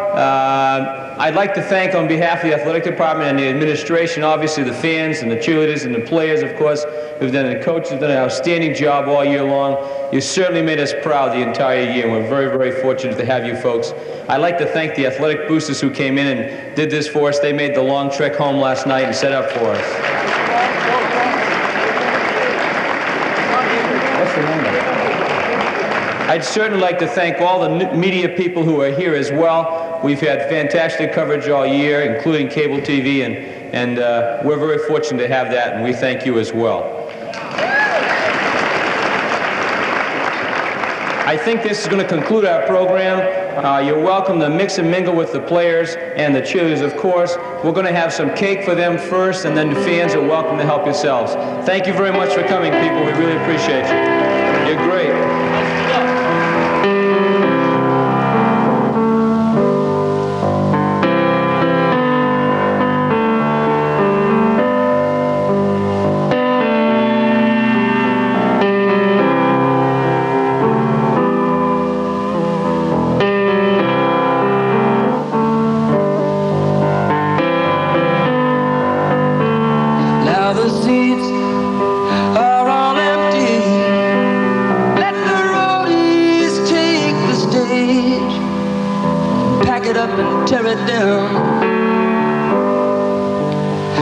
the first to come and the last to leave, working for that minimum wage.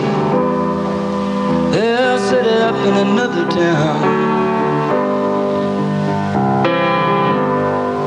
Tonight the people were so fine.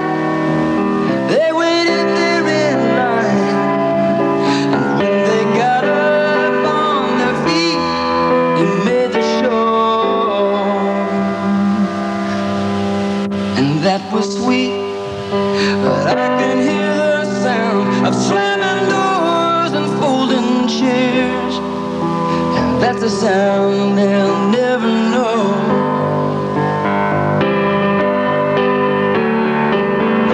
Roll them cases out and lift them amps, and haul them trusses down and get them up them ramps. 'Cause when it comes to moving me, you know you guys are the champs. But when that last guitar's been packed away, you know that I still wanna play. So just make sure you got it all set to go before you come from my piano.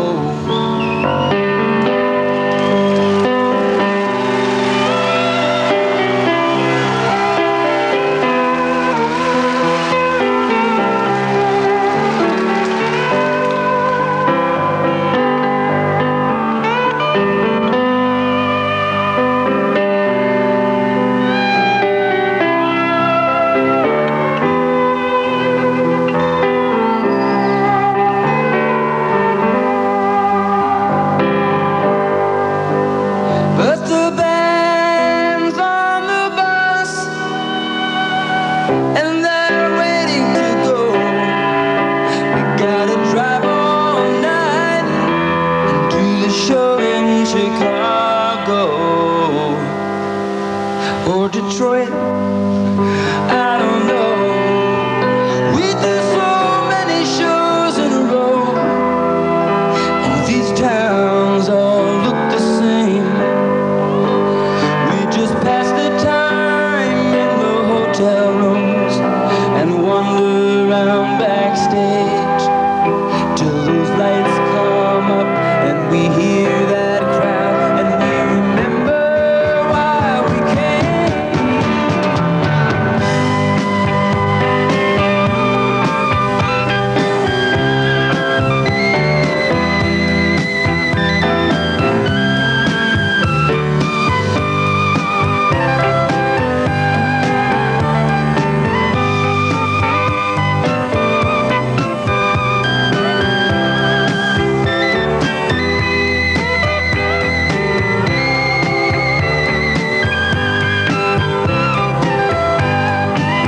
Now we got country and western on the bus.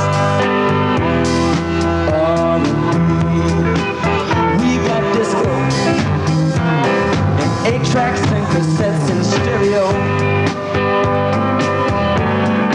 And we got rural scenes and magazines, and we got truckers on CB, and we got Richard Pryor on the video. We got time to think of the ones we love while the miles roll away. The only time that seems too short is the time that we get to play. People, you got the power over what we do. You can sit there and wait, or you can pull us through. Come along, sing the song. You know that you can't go wrong. 'Cause when that morning sun comes beating down, you're gonna wake up in your town. But we'll be scheduled to appear 1,000 miles away from here. People stay just a little bit longer.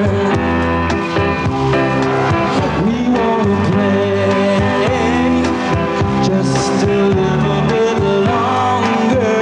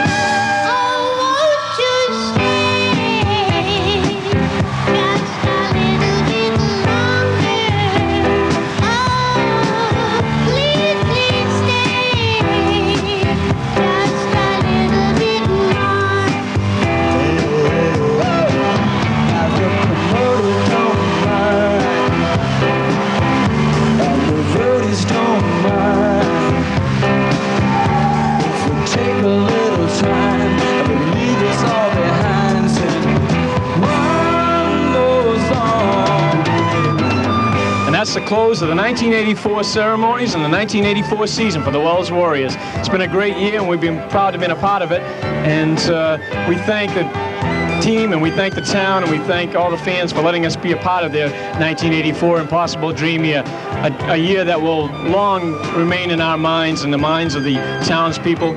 And it was a great year, and thank you for letting us be a part. For myself, Bob Gould, along with my partner Ron Lemoyne, our cameraman Ed Williams, and Mike Bollier, thank you once again for letting us be a part of your Impossible Dream season.